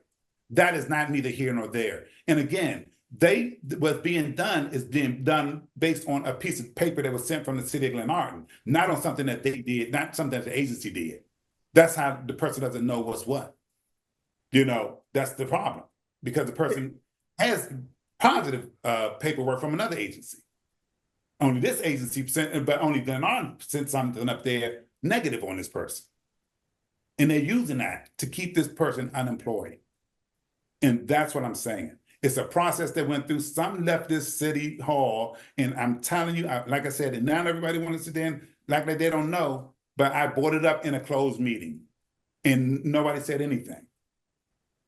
I understand, Councilman Herring, but I do think that some members are genuinely confused. And I agree with Councilwoman Fareed that if council members are confused, I can only imagine what the citizens are talking about. It's like we're talking about a secret in front of an audience, but they don't get it. And this meeting is supposed to be somewhat informative of like things that are going on in the city, legislation that we're working on.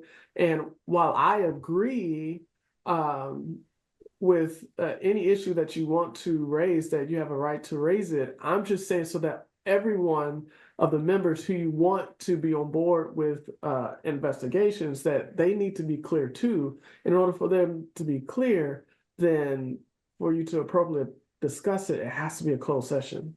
That's all I'm saying. What I'm saying, Mr. President, is this again. What I'm saying is completely permissible in open session, and that's why I put it out there, because I don't like the behind the door closed stuff. I know now I'm not going into a level where we need to go into closed session. I know we're going to have to go into closed session, because I'm going to ask the person that happened to come and speak before this council and others. But again, it's certain stuff that the citizens are not going to be privy to, but the citizens should know that something was done to an employee that was not right. And something was sent from the building from the city of Glenarden to an agency that was not right. And an employee and a citizen of the city of Glenarden was terminated from a position and cannot work in the field that she studied for. That's not right. And the citizens need to know that that's happening in the city of Glenarden, and that someone in the city of Glenarden did that. And it's not right. And I'm not understanding why it seems like there's like no compassion for this person and what she's going through. It's sad, you know. It really is sad. It really is sad. We took an oath to uphold the codes and the charters, but once again, if we like somebody, we're going to sit there and make excuses for them. They can do what they want to do, whether it's right or wrong, and it's okay. It's okay. So yeah, we can go into closed session at some point whenever y'all decide y'all ready to go into closed session, and we can discuss it. And I'll put it out there what I have. Because it's right. And I just want to say an investigation needs to be done. And because I don't want that to happen to nobody else, because this is right at all. I get that. So why don't we say that for the end and go into closed session? And that's my only point, Councilman Harry. All right. Hey, hold up, Council President. When you say it's for the end, you mean the end tonight? Yeah. If the council, I was just being sure. Yeah. I mean, council members. This is not my meeting. I just preside over the meeting. So council members come up with topics of discussion. And I think that each council member who has a topic of discussion should be heard. My only suggestion was that, not knowing what Councilmember Herring wanted to talk about, I just saw investigations that perhaps that should be in closed session, which I was willing to do tonight. I'm cool. I'm cool. I just wanted to. So I'm all right. Okay. All right. Councilman Herring, I know you're a little bit fired up right now. Are you okay about talking about resumes? I mean, it's just short. It's just want to know when we're going to review them. You just want to know when we're going to review them. We got the clerk and the city manager. So what's the next steps? So we got the packets. So I don't know what the next steps were. Thank you. That's it. So yes, council members have the package for the council clerk and the city managers. I would just ask that you guys review it, and instead of this might be a little bit tricky. Open it to the council instead of adding an additional meeting. How about, since our public hearings are relatively short, just having a closed session next week after the public hearing to discuss the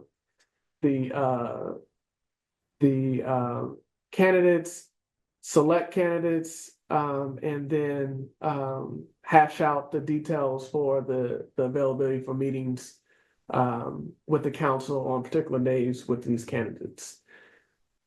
But I mean, that's just an option, or we could just, set up another closed meeting. It can be an executive meeting, so it doesn't have to be open where we're discussing this. Either way works. So open to suggestions.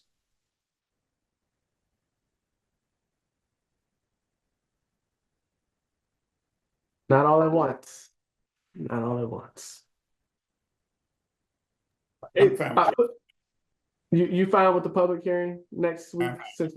Okay. All right. And they'll give, if people haven't seen it, they'll give you a week from now to look at the resumes and have your choices and questions, things like that. And that should be relatively short. It's just a huddle of like, these are the candidates we're going with. Here's our availability for meetings, and then going based on that. So with that, please come next week after reviewing the resumes with who your selections, who you will want to interview, and availability over the next week or so from that time to meet with them. All right. Next is the Mr. Stewart, I'm going to nix the ARPA update and save that for our regular hearing, if that's okay. I don't see him on here. Oh, I see him now. Yes. All right. And we'll do that with the treasurer update. And I think we can also do the Mutual America retirement update at that time. But if council members wants to hear that now, speak up now, or we can punt that to the regular hearing. All right, hearing none. We'll put those two things. So that just gives you extra time, not councilman. That just give you extra time, Mr. Stewart, to fine tune any points you want to show or update the council on. Will do. And what I'll do too is actually send some of the documents that I have so far so that the council could look over it before that time. That's even better. Thank you. Okay. All right. Before we break to a closed session, Mayor Cross, I see your hand. Thank you, Council President. I have not received any packages on the city manager. Due as a subject reminder, the mayor also has an ability to relate to the city manager. If we could have the HR make sure that I get a copy of at least the city manager, the clerk is yours. Thank you so much. Okay. All right. Thank you.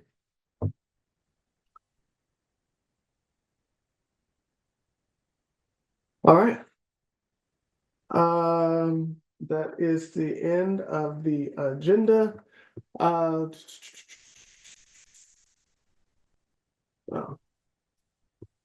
Well, citizens, thank you for coming out. The council, as the governing body, has a right to go into closed session at any time during the meeting. In this meeting, we're going into closed session to discuss personnel. And with that, we would like to close the session to discuss investigations into personnel, I believe. So with that being said, is there a motion to go into closed session? So move. Is there a second? Second. Second. Any discussion? And I'll call for a voice vote. Sorry, let me get my. And Council Clerk, you can just record it. So Councilman Hairston, Yes. Councilwoman Fareed, Yes. Councilwoman Jones. Yeah. Councilman Herring, Yes. Vice President Ferguson, Yeah. and I am a yes. I will ask that.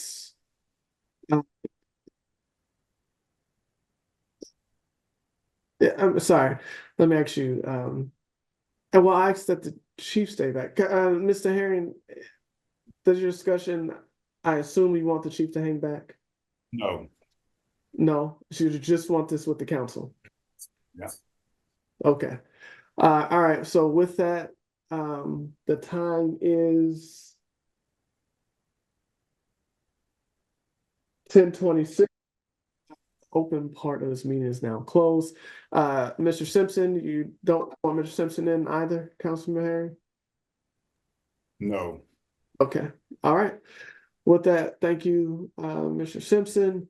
Mr. Gray, well, I am the host, I think, but could you just make sure that the recording is stopped and that the host, that I am the host so that we don't lose it. Madam Clerk, thank you for your time tonight. All that we will need is that you recorded the vote for a closed session. And then I can give you anything that comes out of the closed session that is for public consumption. And with that, we're good to go. Mr. Gray, let me know when the recording has stopped.